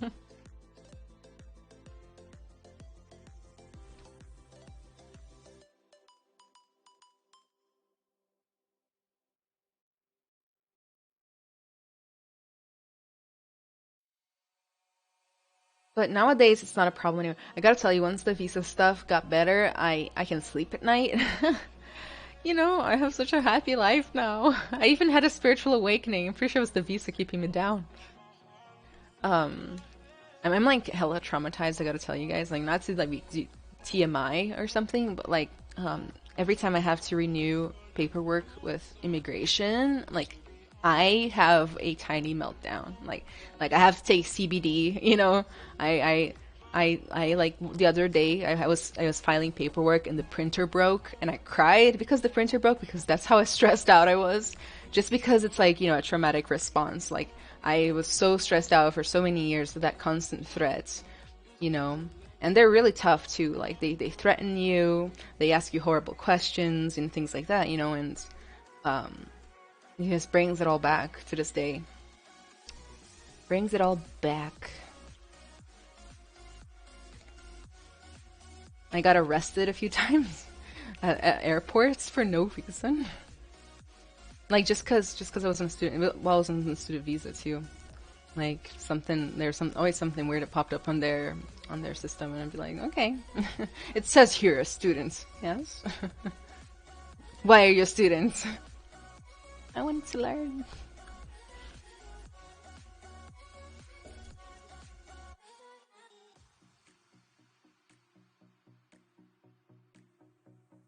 Meanwhile, my hippo is getting a little okay. Let's focus on the hippo here. Go a little smooth. Looks like a hippo, right? Like that's the goal. I think the mouth area needs to be a little bigger though. I exaggerate that bit. Oh no, looks more like a horse now.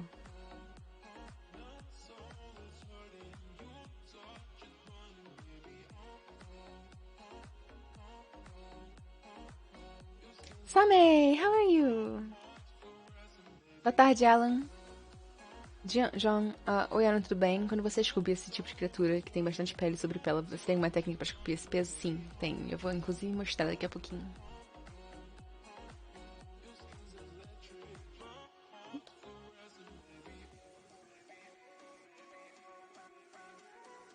So, John was asking if I had any techniques for sculpting, like skin on skin, wrinkles and stuff. So yeah, I'll show that.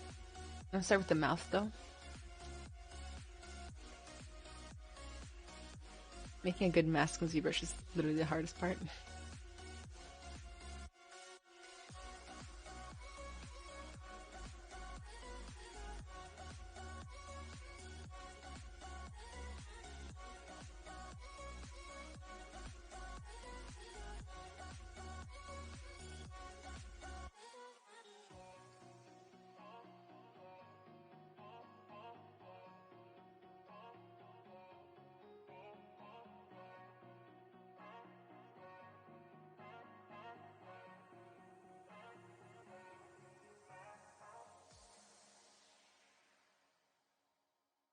Tô basicamente mascarando a linha. Por exemplo, se fosse uma ruga, mascararia assim e colocar, meio que empurrar com a Move Brush pra linha ficar mais limpa.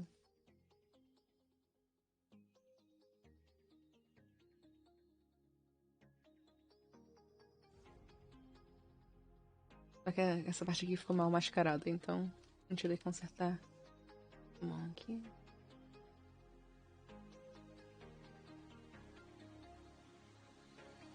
You're incredible, and I hope we find peace. Thank you. I already found peace, actually. Thank you. I mean, not 100%, I guess.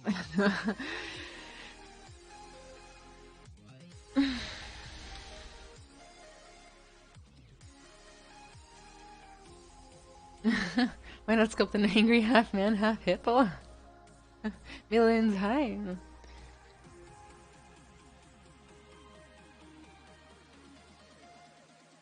Mage Co, is there a way to poly control or make Sculptures Pro make bigger or consistent triangles? I was trying to use that for blocking out mesh, but it makes the density heavy way too fast. Yes, there is a way. Where is the Sculptures Pro stuff?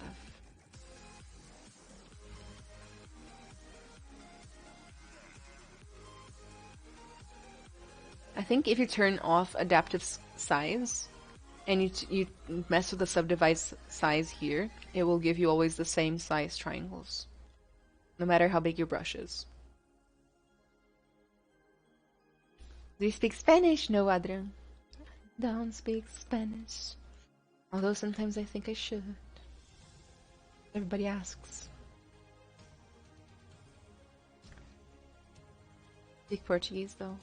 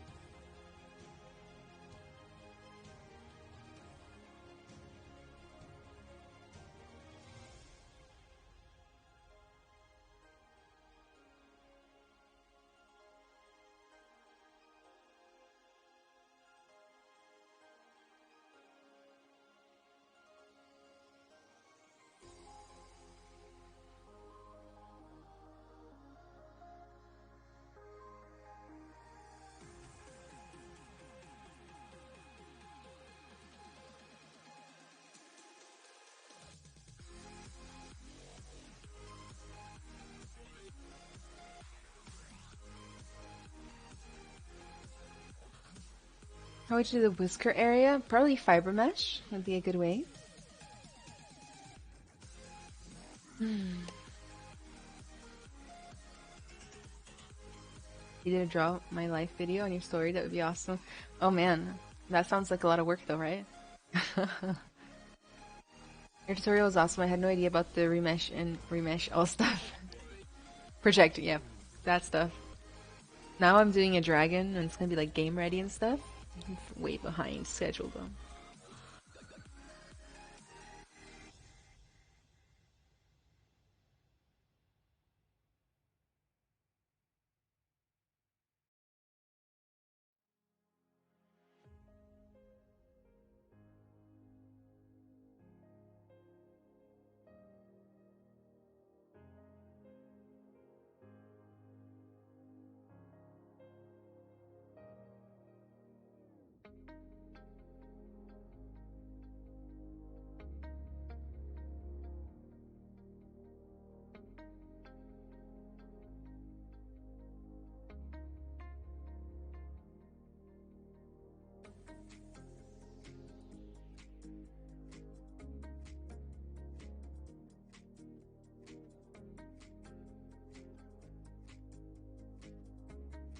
Creates from your book. I mean, like, it's kind of a moot point at this time. Like, the book is still a baby. It won't come out for at least a year. Everybody will forget it existed by then.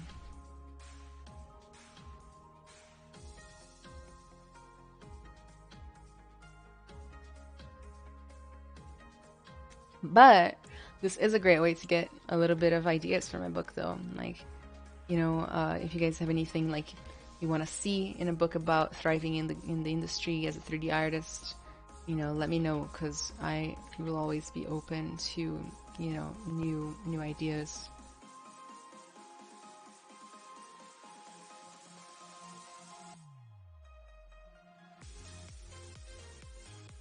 I'm gonna make like a insert mesh ear brush, because like I swear I end up making ears way too often, and I don't like that. Now that is a action that doesn't have a lot of reward, in my opinion.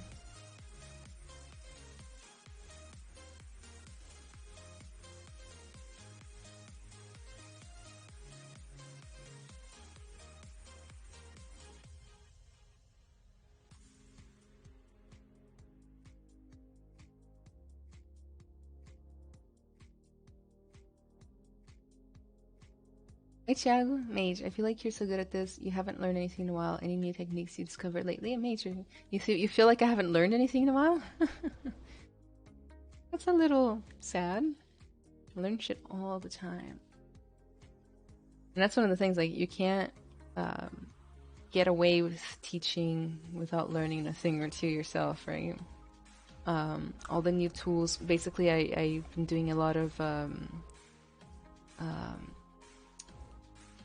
group smooth and like group trims and things like that that have been like super handy lately.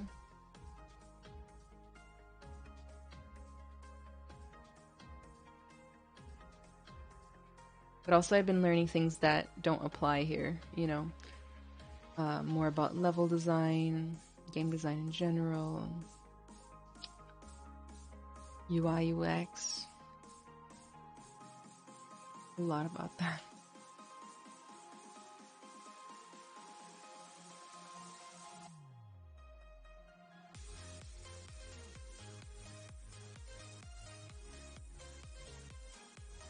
And as I've publicly just found out trim dynamic brush can fill in dents you don't want and flatten it out.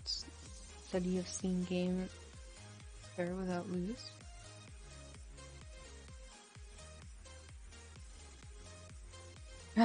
You're level 99 already?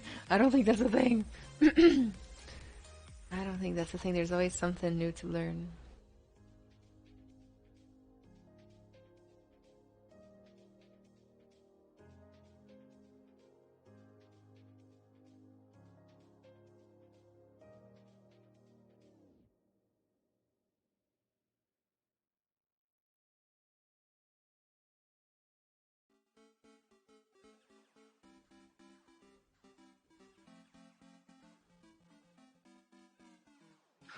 Got like a bent forehead now. Oh, somebody fix this forehead.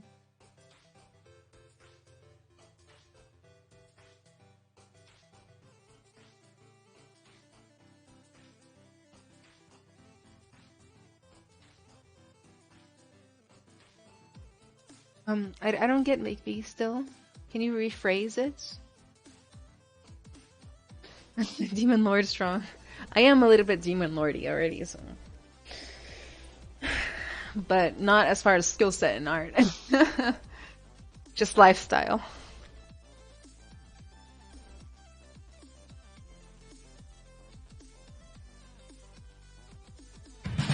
Yeah. What is that? Got an ad on my thing. Got an ad on my thing.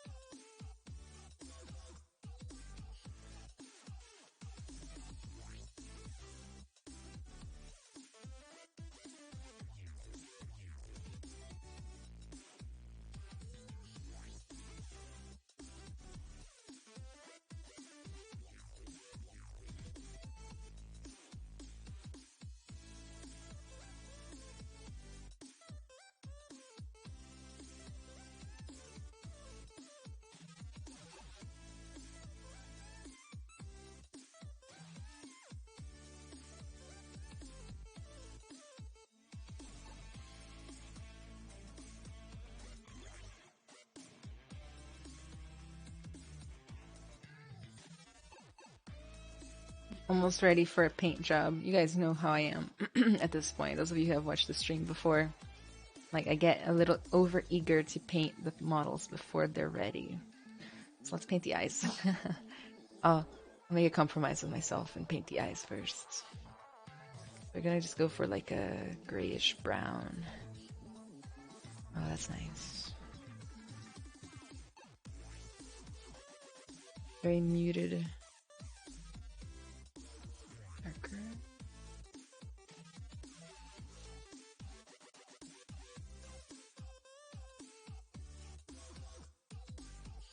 I'm gonna take the paintbrush, RGB.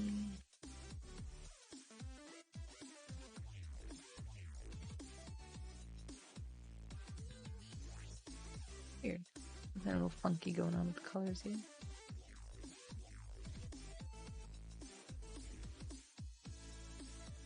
Oh, render opacity. Derp, that was turned on. Go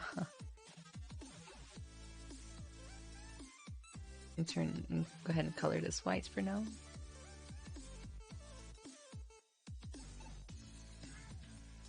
I like to start the eyes with the darkest color first, and then slowly creating kind of a gradient.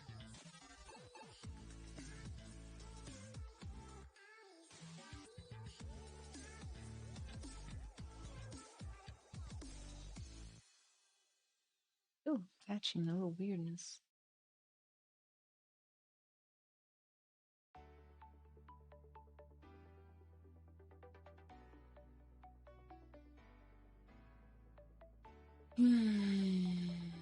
A book on the study of a game or VFX company that saw a game finished without profit loss. Gotcha.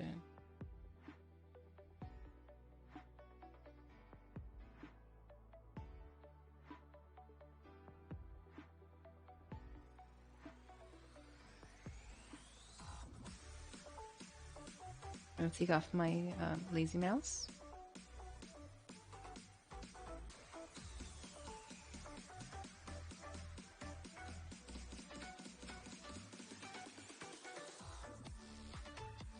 This is not how I would make an eye for a finished game model or anything like that.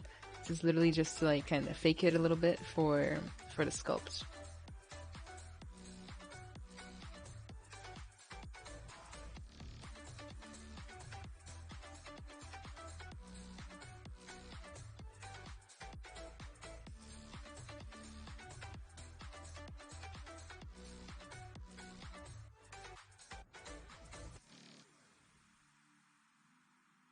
And then let's go ahead and fill it with toy plastic material. Makes it shiny. Gonna change my brush to material mode, color fill object, then grab the other material back. Now just the eye is shiny. Every time I watch you sculpt, I get inspired to use ZBrush. I'm amazed that you got this detail at 200k low. Mine's at 1 mil look like this. The trick is to start at a low subdivision or at a low Dynamesh resolution and literally, like, I don't want to say like milk it, but like milk it, you know, like get as much form and detail as you can until you literally can't anymore, and then go up a subdivision, and then you'll see its change.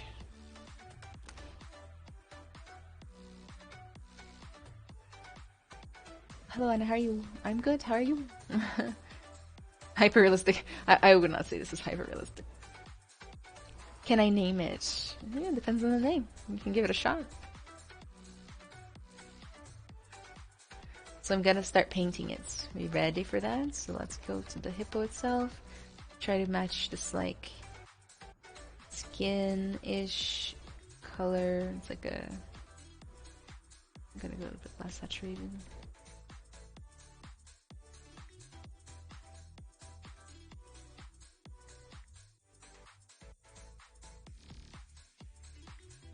I'll go a little bit more saturated in some areas.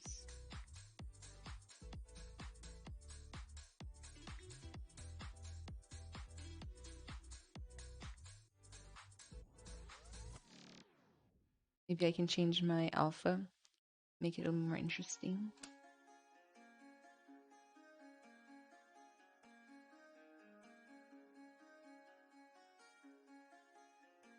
Grab a little kind of a yellower tone on the mouth area and inside the ear a little bit, right around the eye, like right here, around here, bottom. To copy a color, you can just hover over it and press C, and you should copy it automatically. Can we work in industries with only ZBrush modeling knowledge? Depends on the industry, Upfinder. But I think you're just making life harder for yourself. Like, if you want to work in games, you probably need ZBrush topology knowledge and all this other stuff, you know, like in other software. If you want to work in animation as well, in I, in collectibles might be the one industry that you can get away with more of that. Um, but even then, like I'm not a collectibles expert, but you probably still need to know how like set up files properly and things like that. Maybe you'll even be the person in charge of the test prints and stuff. So it's a good idea to try to learn something.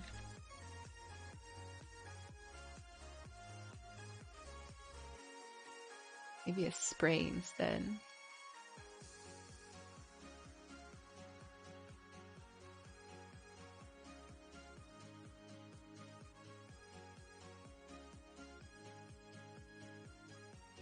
I don't know about this technique.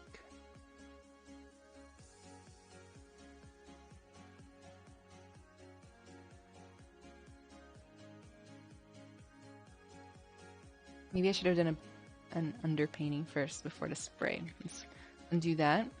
Take off the spray to like normal freehand. Back to normal alpha. I'm gonna reduce the intensity and just kind of paint the areas gray that needs to be gray.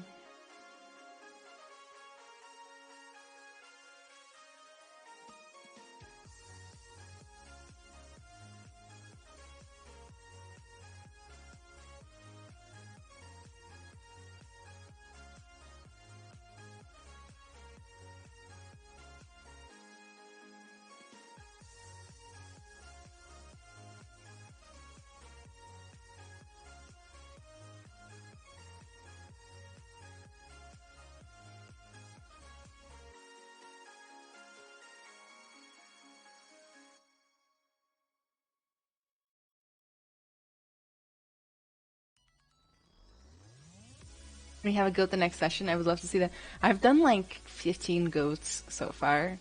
I mean, obviously, I'll do more goats in the future too because I can't help myself. But like, maybe not next session. I just did one recently. If you want to go back and like on the Pixologic channel find that goat, you're more than welcome to do that as well.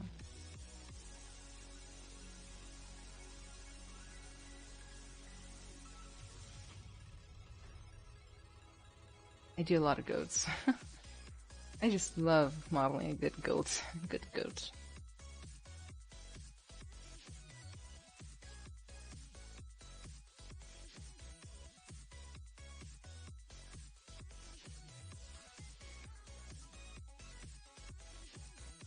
Okay. So now I'm gonna do the same thing, but with the alpha back on.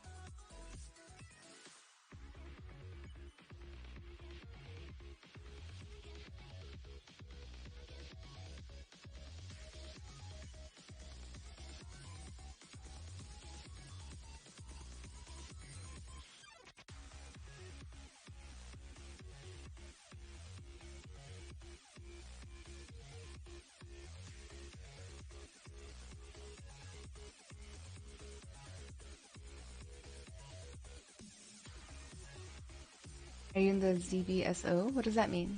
Oh, sculpt off. Um, no, I won't be participating. That's 2020 is a year where I try to not stress myself out on purpose. But like, I really like the sculpt off, and I'll definitely be watching and cheering.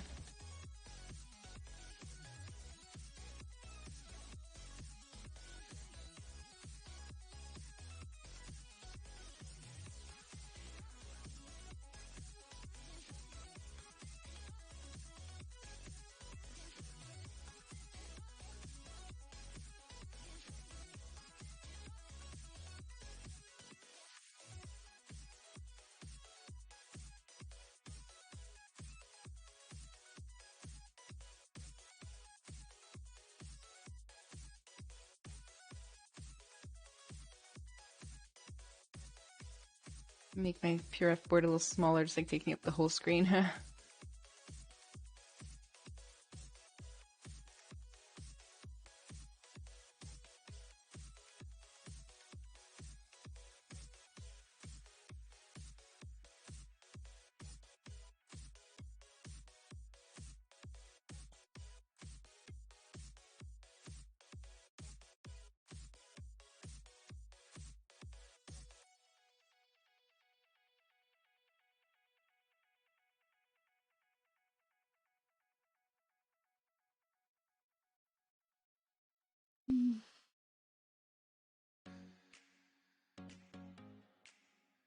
What if hippos look so scary as they are deadly?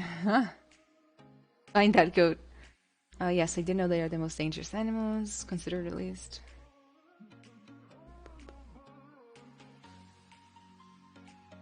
ZBrush does export the specular maps too. I believe you can export all different kinds of map, but I'm not sure.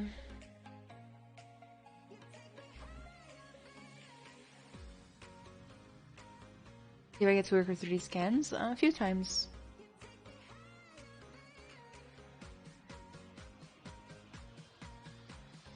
Não sei se já te perguntaram, mas o seu livro vai ser físico ou só digital? Vai ter em português ou só em inglês? Vai ter em português, mas assim, o inglês vai sair primeiro, porque eu tô escrevendo ele em inglês.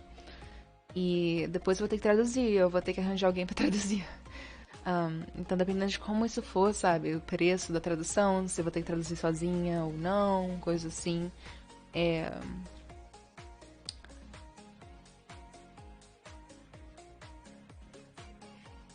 não sei quando vai sair em português, mas primeiro vai sair em inglês.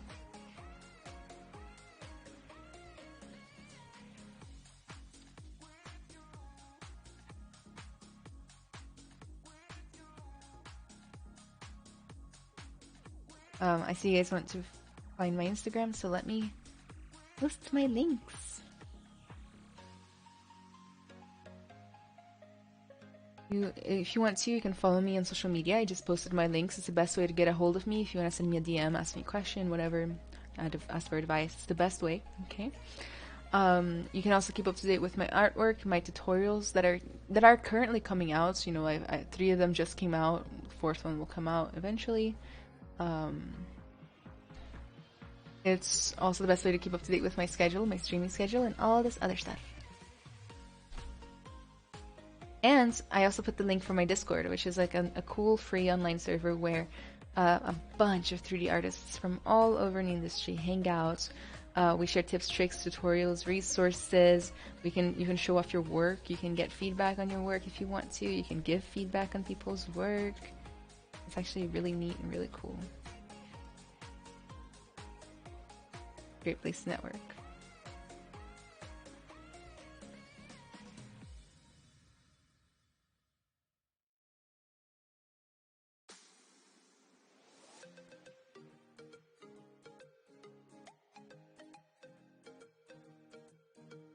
I'm going to choose one of these single dots alphas and see what the spray looks like. And then I'm going to take this gray color and just see if I can just get a little bit of that dot look right here.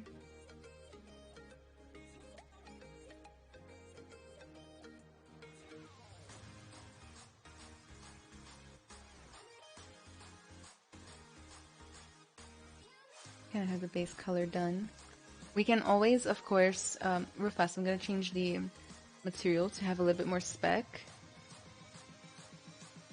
So that it looks a little bit more wet. Oops. That's the exact opposite of what I wanted.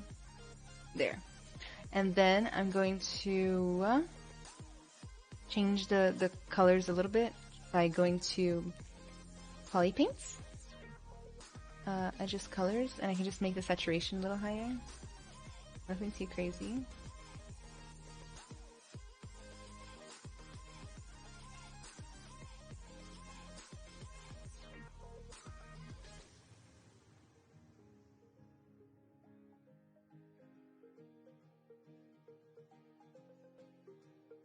Now we just got a detail.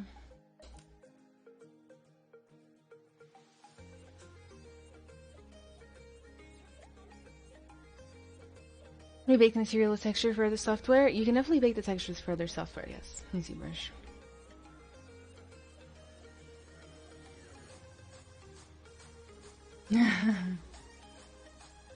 Tradução seria colocar legenda? Não, seria completamente traduzir, porque são livros, né? Então, um livro com legenda eu nunca vi. Those stories are gold, people. Go check those out. I learned a lot from as a beginner ZBrush user. Oh, thank you, mate. I'm glad you liked it. Hey, Aditya. Thank you for the love. Your creature designs are very cool. Look like perfect balance between stylized and realistic. Thank you. And I feel the inspiration. Thanks for sharing. Darren, that Hippo looks good on. Thanks. Thanks. So we're going to go up Dynamish.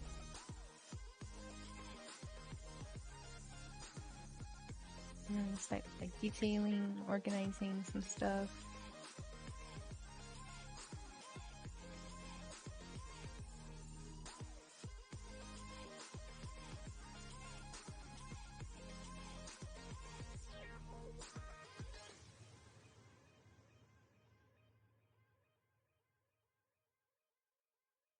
This time around, leaving things more organic and stuff.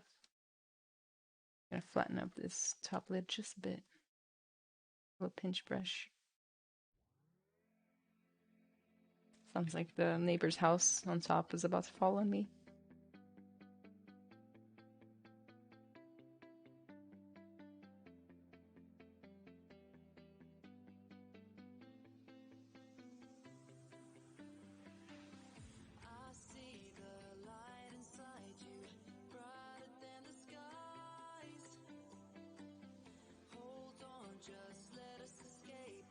Deixa eu pensar que seriam vídeos.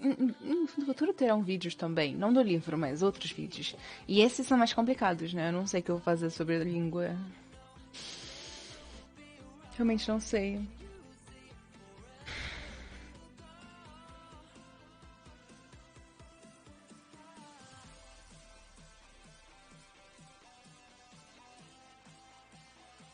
É. Quem sabe, né?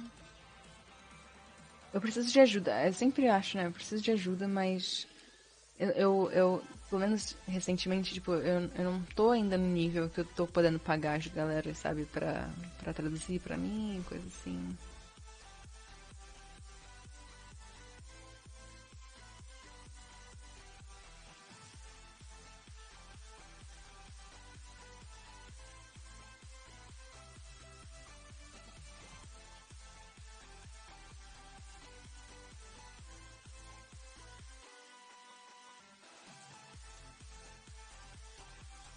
It's a hard to sculpt whenever I see you do it. Oh, then do it. Sculpt. Before the feeling goes away. That's anyway what happens to me. I'll get inspired and then procrastinate and the feeling goes away. Sometimes.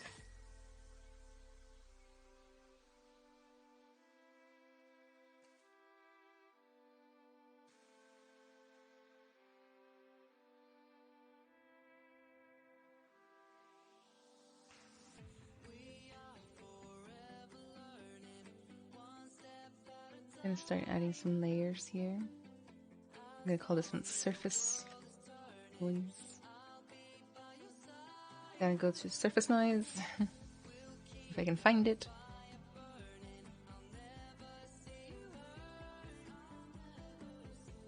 Surface noise.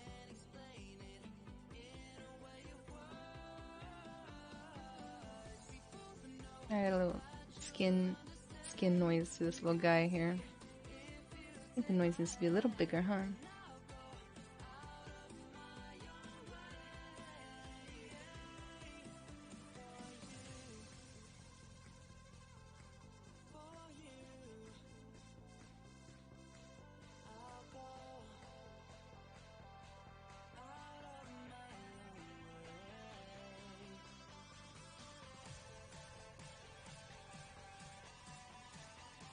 And I'm gonna hit OK. Then I'm gonna hit apply to mesh. And now it should be, oh, was it also color?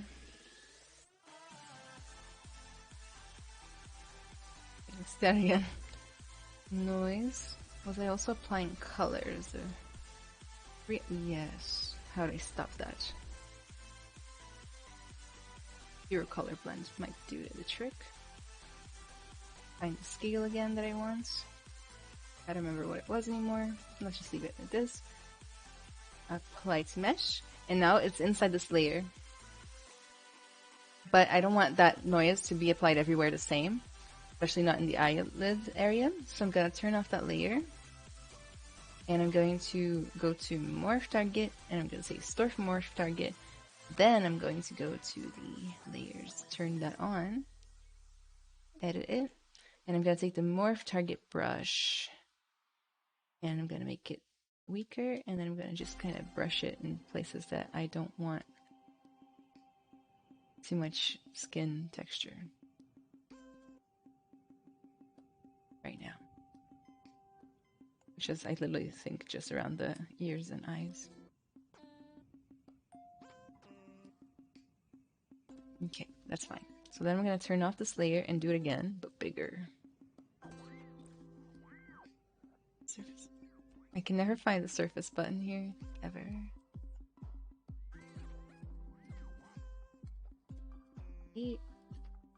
Add new super messy big scale noise.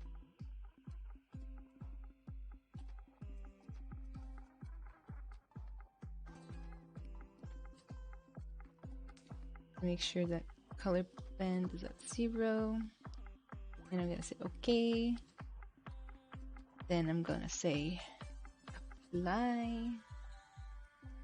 Then I'm gonna say, oh shit, I forgot to put a new layer in. Take that off, take it off. New layer.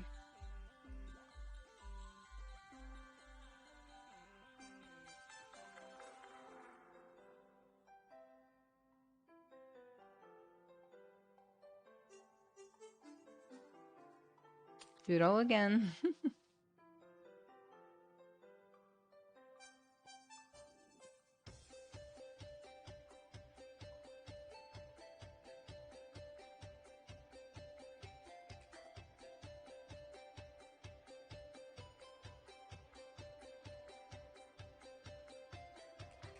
Here it is applied, super huge noise. Might want to smooth it a little bit, so I'm going to the deformation. Let's see what smoothing does.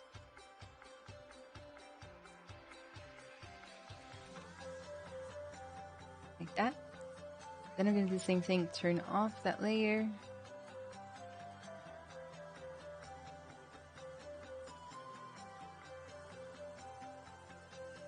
And then use my special morph brush just to soften that up a little bit. I definitely don't want this applied everywhere with the same amount.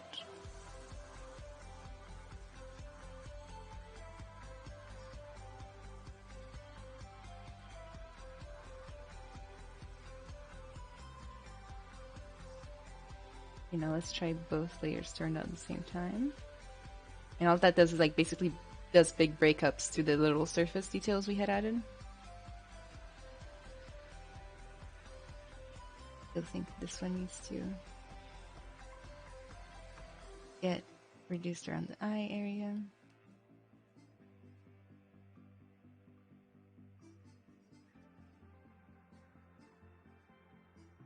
Hey, cat.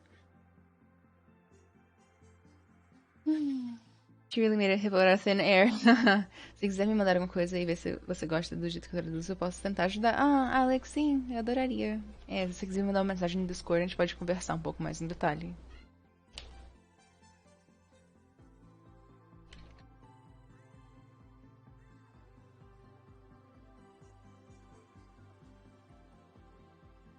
We can start adding some kind of like skin,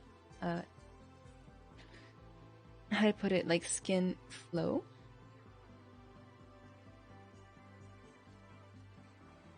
In its own layer.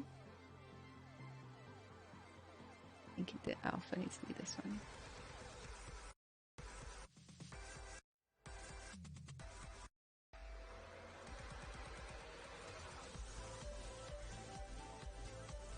And using layers for this makes it so much less destructive. So like if you don't like something you added, just take it off, you know? Or reduce it, or whatever.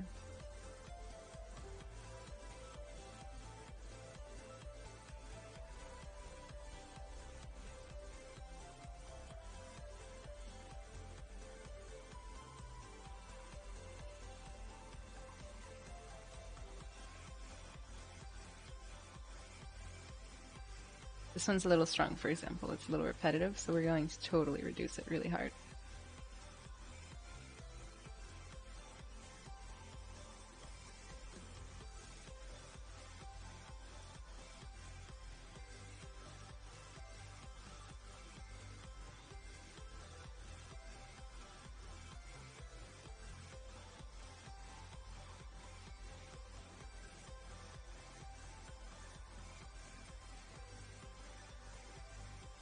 can also just visualize one layer at a time too.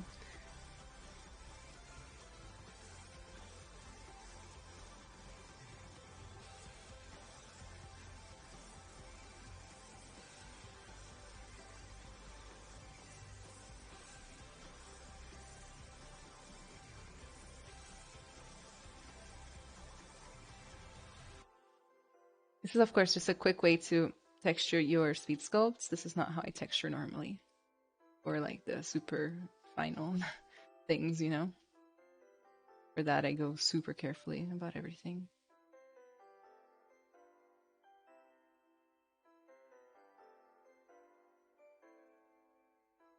Kind of reinforcing anatomy at this point. You know, I'm trying to bring it out. Add a little personality too, if possible.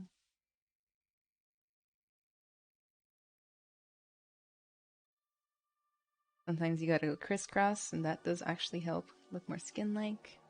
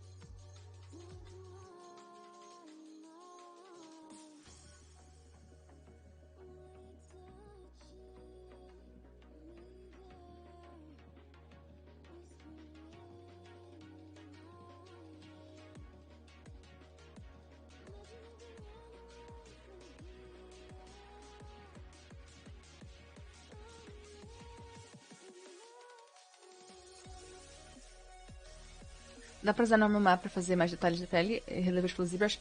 No ZBrush é mais alpha maps do que normal maps. So Cosmo, I'm glad you're inspired. I feel good today. I feel like I was able to inspire some people, even though I woke up feeling like shit. How long so far for the Hippo? So I've been working for 2 hours and 22 minutes actually, so... Well, at least I've been streaming for that long, working for a little less than that.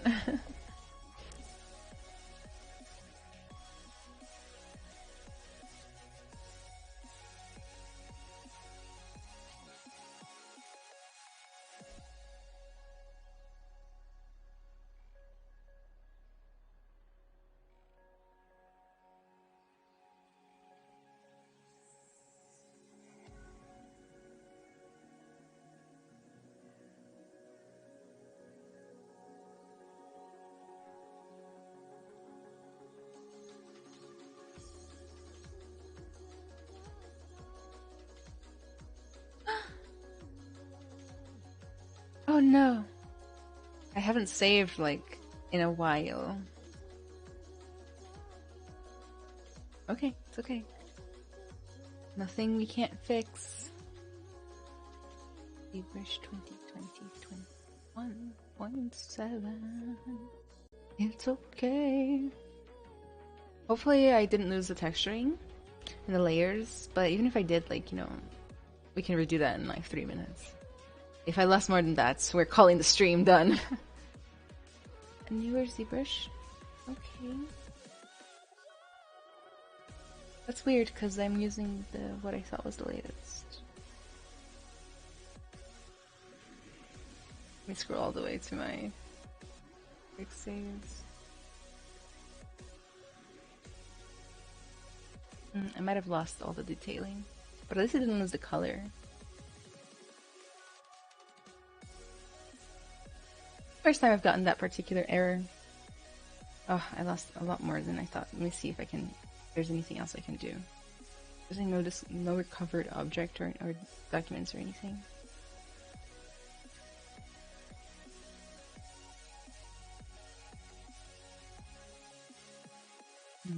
Well, only one way to go from here. Let me check my quick saves real fast before we go anywhere. Normally, whenever it crashes on me, it asks me if I want to save. Oh, done. Have a good day too.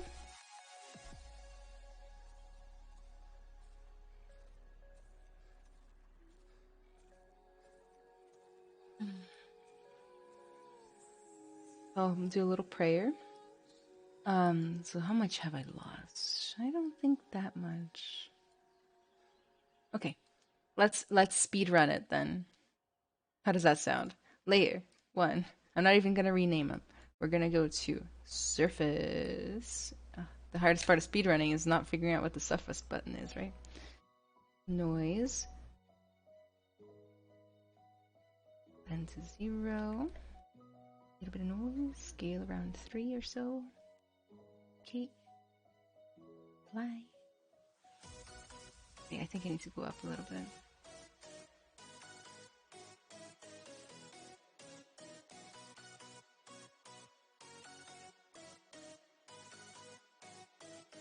Is this the same resolution I was at before? I don't think so. We're gonna try going up a little.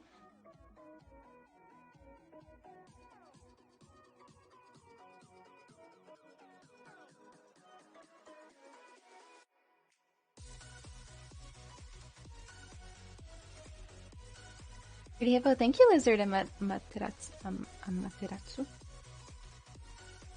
See it, thank you. I was waiting for you, not for the sculpting, only for you. It reminds me of my ex. Oh, if I had $1 for every time somebody's joked about that on my stream. I love it though. Let's put on the surface thing.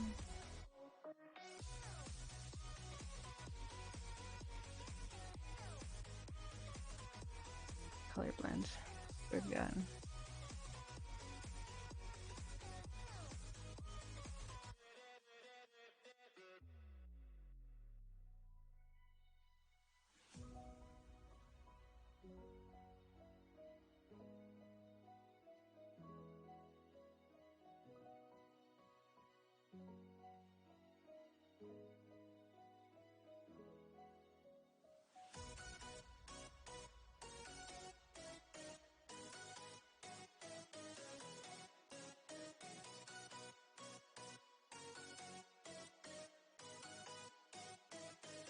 We're going to take the Damien Standard again, and we're going to turn it into this alpha here. Ugh.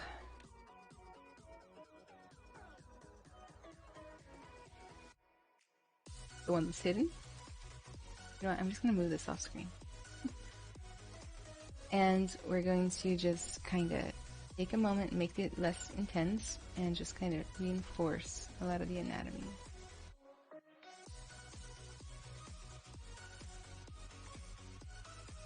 I feel like I lost more than I'm redoing right now.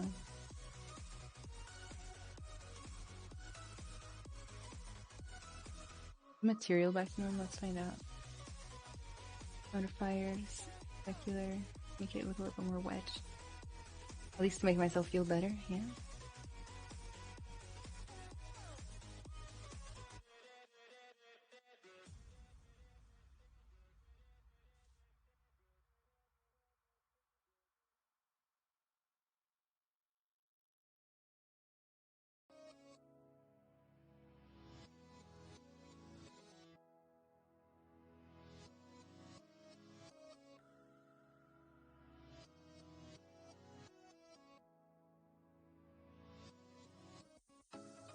I always do this, by the way. When I lose work, I go into speedrun mode. I'm like, I want to do it again, and I want to do it fast.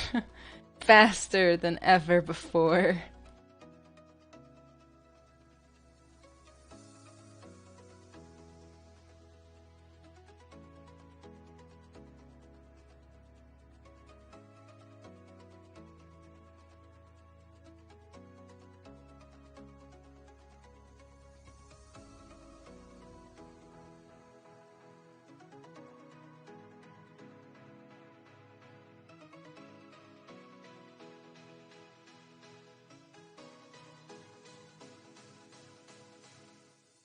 save. How long have you been doing this for? An hour and a half, or 2 hours and a half?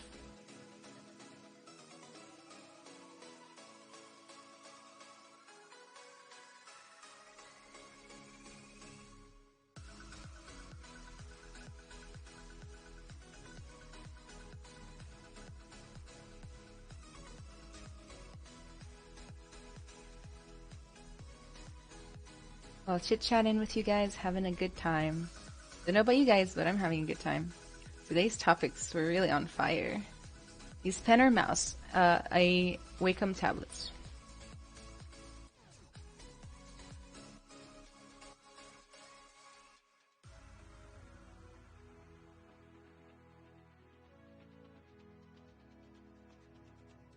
How long have you been doing? Reminds me of mouse, pen and mouse.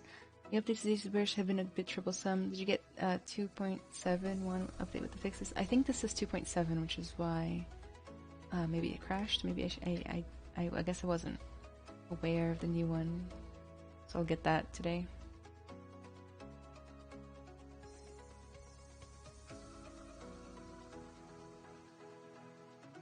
That's on me.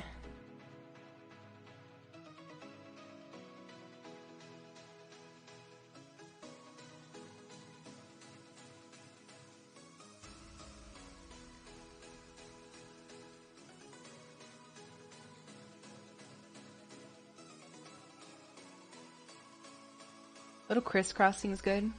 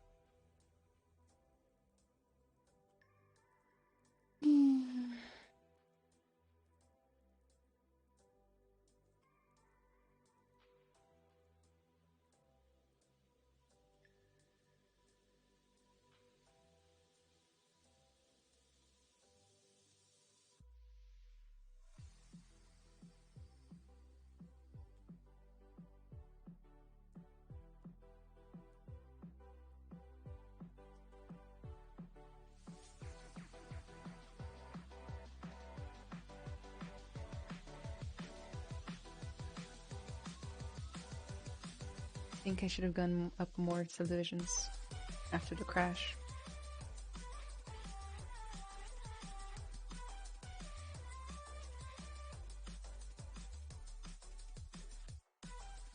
Let's check it out all together. I still haven't done the morph target thing, of course. Let's do it. So I'm going to turn off all the layers and store morph target.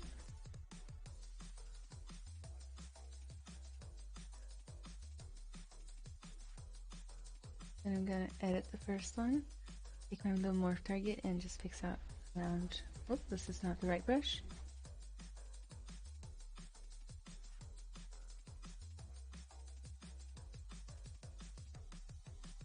And reduce that around certain areas.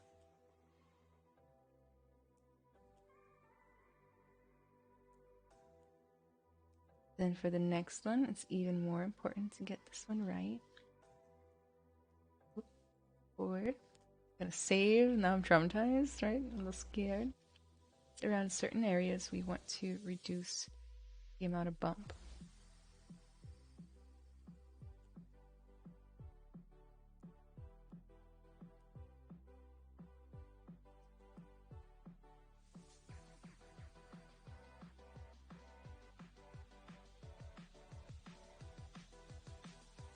Now let's try them all together. This layer needs to come down a little bit in intensity.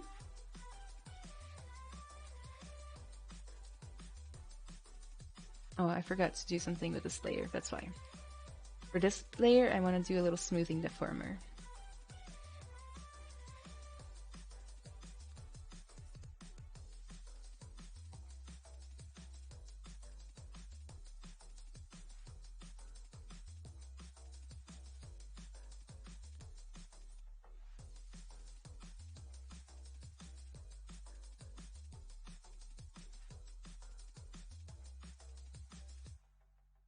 I'm gonna take the trim curve and then cut off the lumpy part. Oh, well, I guess layers don't let that happen, huh?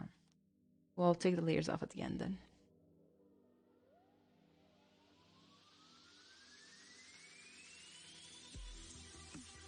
Because I'm learning with sculpting in ZBrush, is it somehow possible to show you some of my works and give me some advice if it's good or bad? So Gorans, I have an entire Discord server that you can show that in. So let me share the link.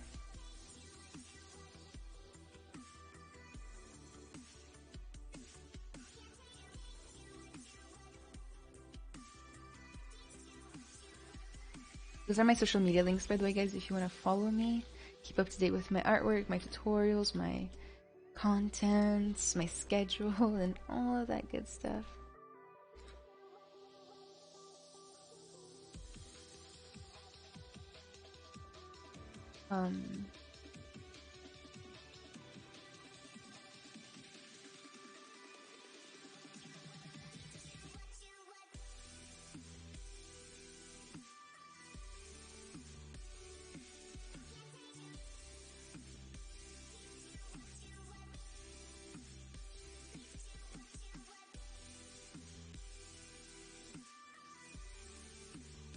Let's add a new layer for the whisker area.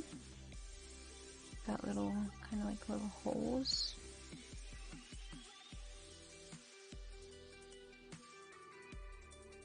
Gonna take the standard brush, maybe like drag rectangle, this one.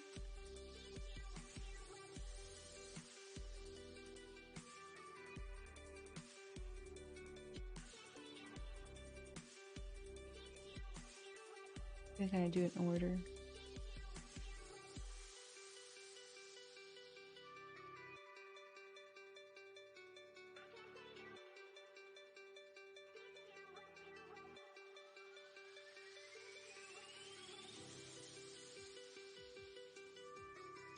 We're gonna soften this, don't worry about it too much.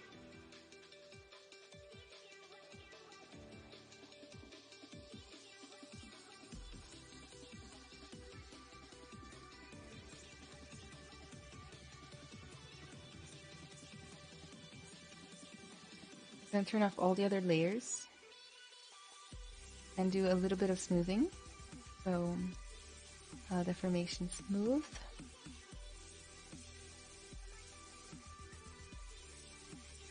Pretty much smooth manually.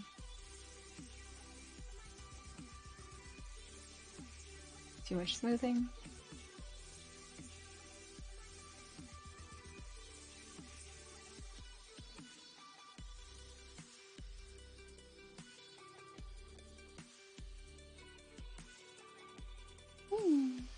Imitando.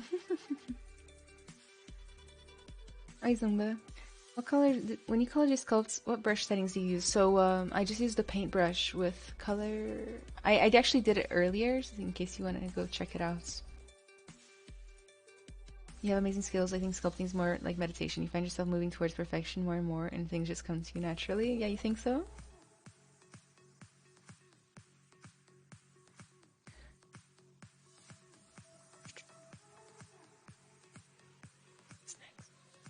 Whiskers.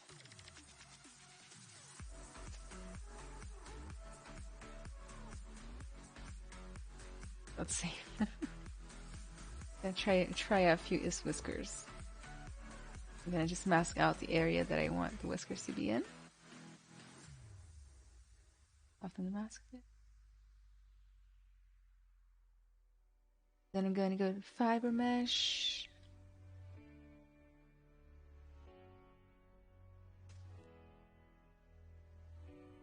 Lightbox fibers. Just want like normal hair.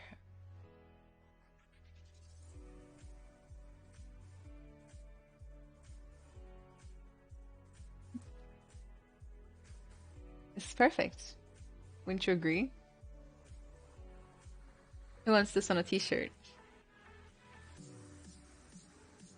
Como funcionam os layers do ZBrush e para que servem? Eles servem como se fosse layer do Photoshop, sabe? É... Eles gravam cada mudança que você faz dentro dele. E aí você pode desligar o layer, ligar.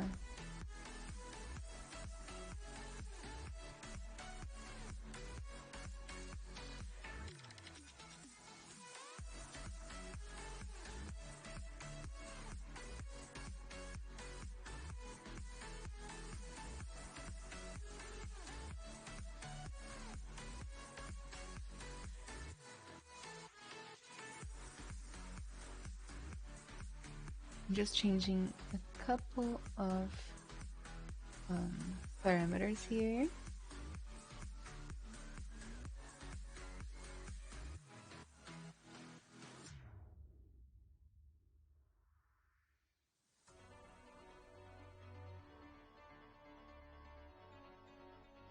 Needs to be even smaller, I think.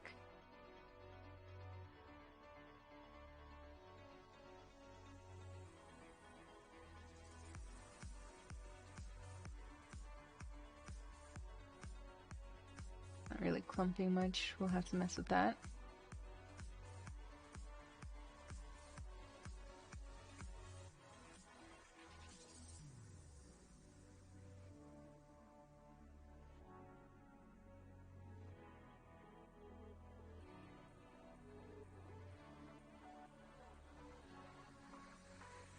Hippo man, disguise the mustache.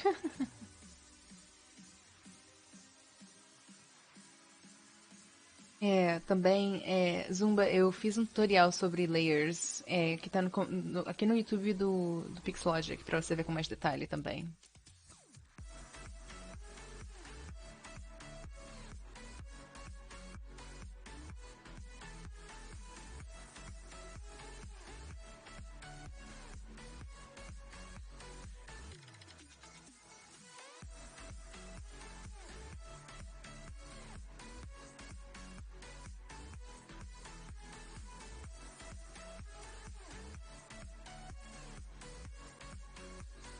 Brush.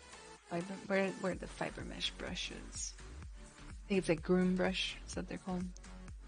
Groom blower might be a good one. Like add a little bit of variety to the way they're facing.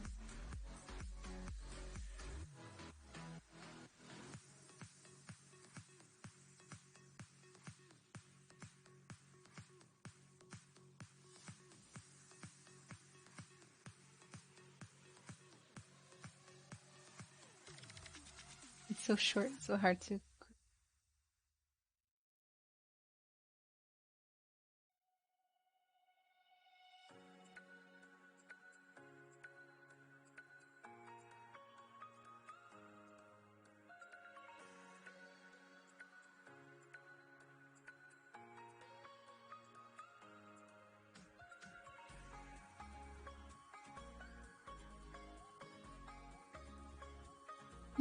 Hey Jace, how are you doing today? Welcome, welcome. I'm gonna kind of take a more neutral color to the sculpt.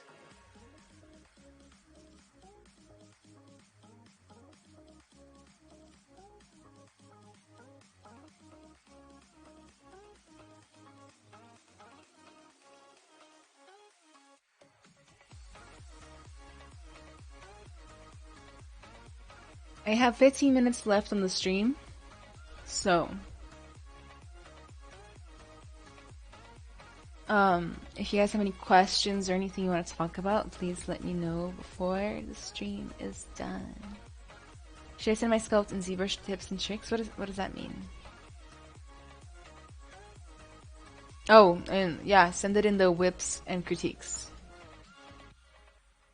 Whips and critiques is the right channel for that.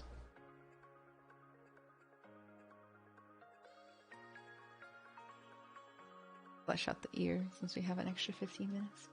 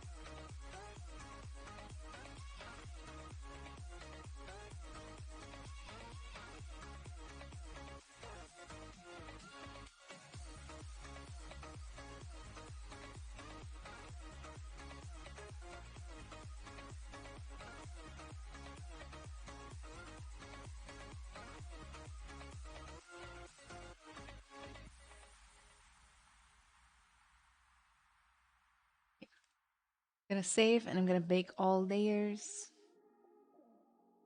Ah! Well, undo that. You need to stop recording first. Otherwise, it won't end well. And then I'm gonna trim curve that bit of the neck to kind of neaten up the presentation here.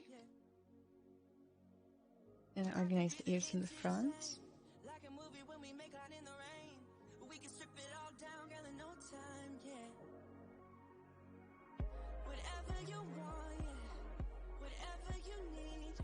This hippo looks absolutely done with our shit.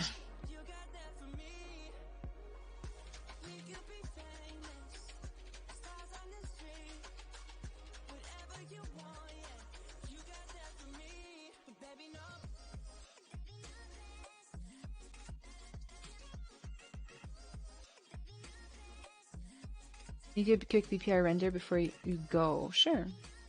Like with Photoshop and stuff. It's a good angle for this thing. Like this. I can just hit BPR and see how that looks at first. But I can also do the render, or actually plug in ZBrush to Photoshop. Best lights, spec, SSS, up to ID would be good. AO for sure, we need that. Color bump maybe. And then send to Photoshop. I just updated ZBrush recently, so like, I guess it lost Photoshop. Let me go find Photoshop real fast.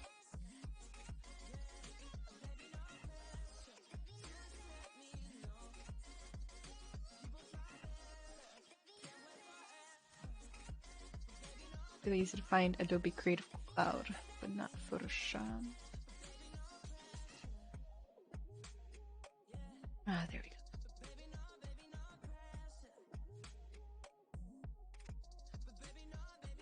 Okay, so now it should work.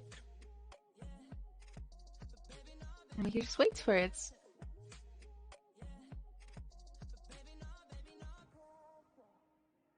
Will I ever do a model of guns or something similar? Oh, I have in my past, like in my career. I'm just not going to do it on stream.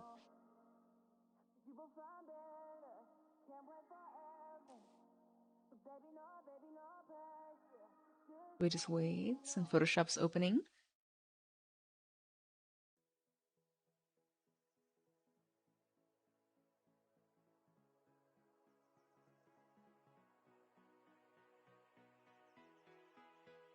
Yes. And here we get our little hippo, and then all the little layers here will be different passes of the render. Happy looking hippo. I changed his eyes to look less mad. These polish brush when sculpting? Almost never, Brock Rock. Only when doing very specific scenarios, you know. Like, or if I'm doing something a little bit more on the stylized side. So the first thing I do is I make a new background layer because I do not like, my cat's yelling at me. I don't like, black as the background, and it flattens everything out. But you can do like a darker color like this. I think it kind of helps this particular model stand out a bit more. So the SSS, I've never figured out how to make that look good in the past, so I'm going to turn that down a little, but not all the way off for now. Spec is going to be important to make it look like more wet. Ambient occlusion is here in the party. Our shadow is here. One of the other first things I first do is I take the shadow layer and I go to filter, blur, Gaussian blur, and I just make the shadow softer. You see how it softened up the shadow? Boop. Except that.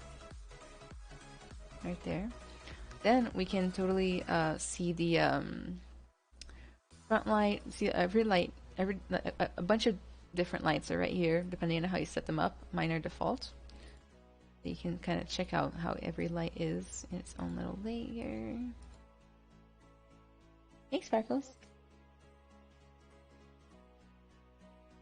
This particular light really looks good. The front light is a must, even if it's just lower. Like we can turn it down, for example. Helps it look more 3D, right? This light here helps it stand out from the background a little bit.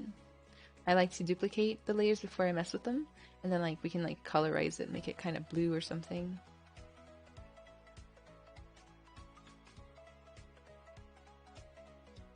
Very lightly so.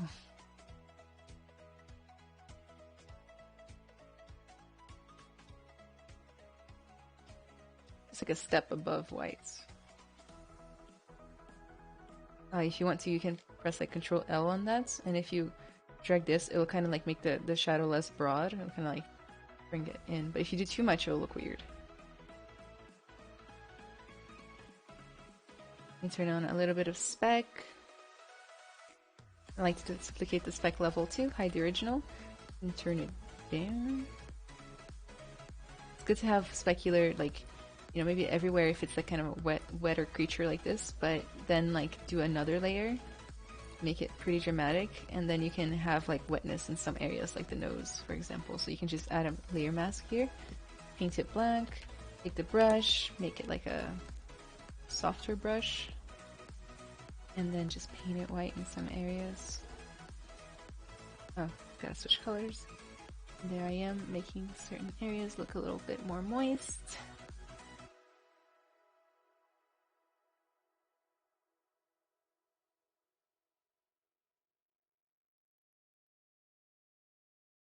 You'll notice that the outer edges are pixelated. One of the ways to fix that is to go into ZBrush, into Render, BPI Render Path, and re-export the mask on its own.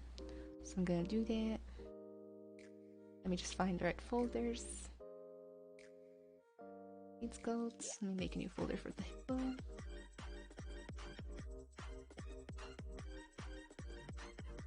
Save it there. Then in Photoshop, I'm going to open that up.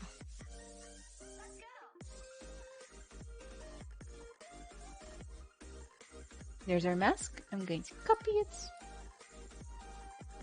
I'm like going a little fast, I know. Then I'm going to open up the main mask, which is right here on the very top. Alt click and Control V. And that helps a little bit. It's amazing. I remember the first stream and the result now is understanding. Is outstanding. It's so cute. You mean my first stream here in Pixologic or even my first stream on in the world? Because yeah, there has been some improvements, let's say. I'm gonna take the AO layer and I'm going to duplicate it, hide the original, and do a little colorize on it. I'm gonna make it like super crazy for now. But basically, I want it to be like a reddish color instead. Turn the saturation down, of course. Oop.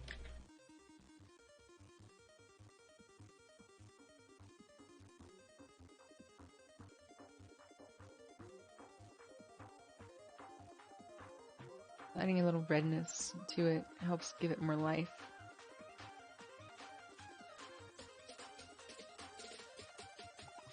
Let's see what else I like to do. That looks good, actually. Color bump, like that. Depth is a good one. I'm gonna duplicate depth, and sometimes I use it as a lighten layer, sometimes I use it as a multiply layer, depends on what I like. But it helps like create, you know, a little bit of a depth vibe. Sometimes I just scroll through and see which one I like.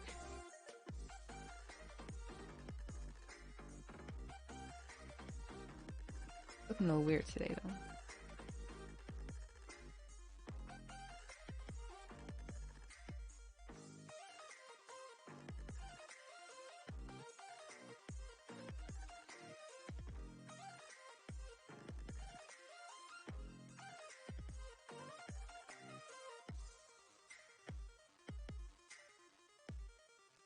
Darken the back part a little bit like this. I just send you, so please when you have time, go see what I don't laugh. I wouldn't laugh. Let's like see if there's any other lights I want to use.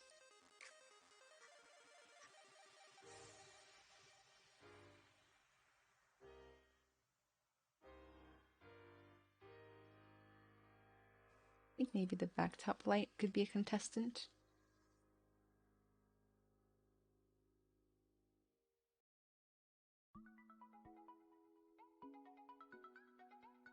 I like it more without. I don't know about you guys. Then we can always do some extra little effects.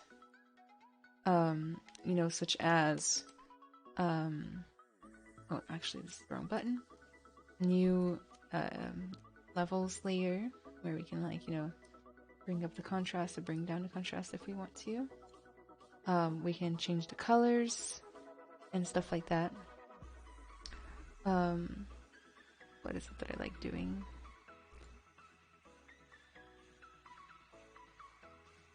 Sometimes I like adding a little bit of like a light blur, but at this point this lighting is pretty natural. Like, it doesn't look like it needs anything much. So I guess I'll just do it just to show you guys. But like, I like to kind of draw on fake light. This all the time with my faces.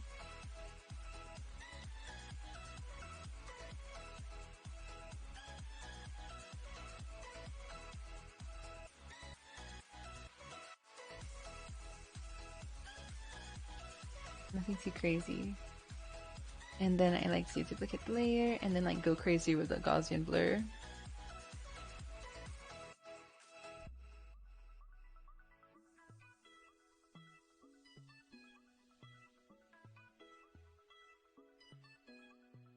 And then maybe like duplicate the layer again and go a little less crazy with the Gaussian blur.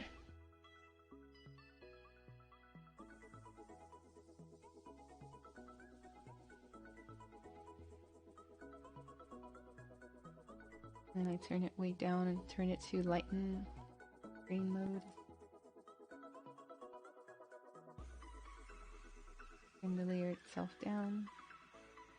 But in this case, like, I don't have enough rim lighting to make it work, you know? But I'm just showing. And then I can just, like, you know, go strong. New brushes in there. Too crazy today.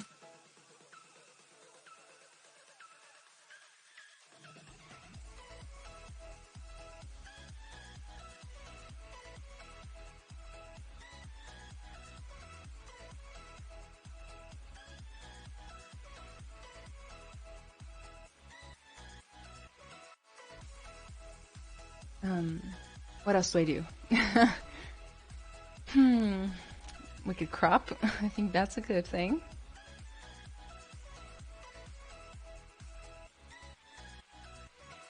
They're more Instagrammable sized. Maybe we can move the whole thing like a little to the okay.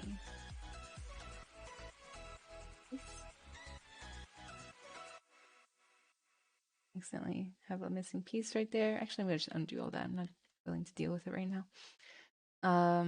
Sometimes I like to come in the background, add a new layer, and just kind of do like a little tiny little paint job or something to make it look more thematic, I guess. So like maybe like this thing is in the water, right? So I could do like a green color, something.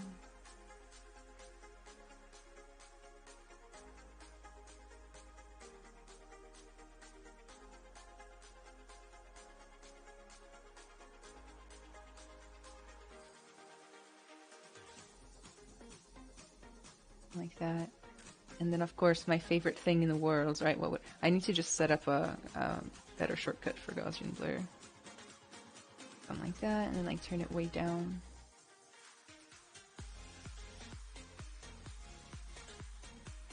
Maybe even like a straight up vignette. And then last but not least, I have my username just on sitting on my desktop, so I can just drag it in at all times. And I'm gonna put it on the top layer and click all the buttons in the process, right?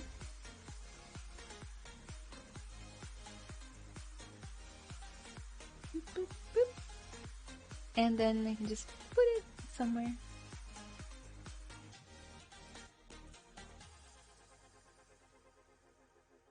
Boop. And that's not good signature composition. Maybe turn it down a little.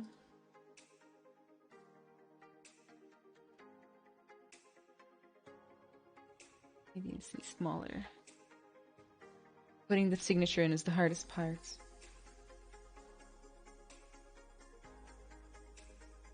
And there we have little Hippo, modeled and rendered at exactly a 2:01, which is exactly what I'm supposed to end, basically 1 minute over.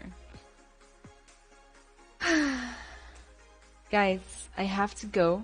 Alright, thank you so much for watching with me, hanging out with me, talking, chit-chatting. I appreciate basically every moment, you know. You guys are here. You guys make my Saturday afternoons a little bit more fun. So thank you so much. This will be on Instagram. Before I go, let me share one more time my social media links where you can get a hold of me. The best is on Instagram. I try to get back to everybody. Some people I miss, but you know I try. And it's also the best way to keep up with my content, my artwork, my tutorials, and all of that good stuff. All right. So besides that, there is this Discord server that I run, my Discord server, which is super cool. It's a really fun place to hang out offline. You can share your work, share your art, make friends, and all sorts of other good stuff on there. All right. It's also a good place to post your work and get feedback and network with industry professionals. I will see you guys in the next one. All right. This is my last stream of September.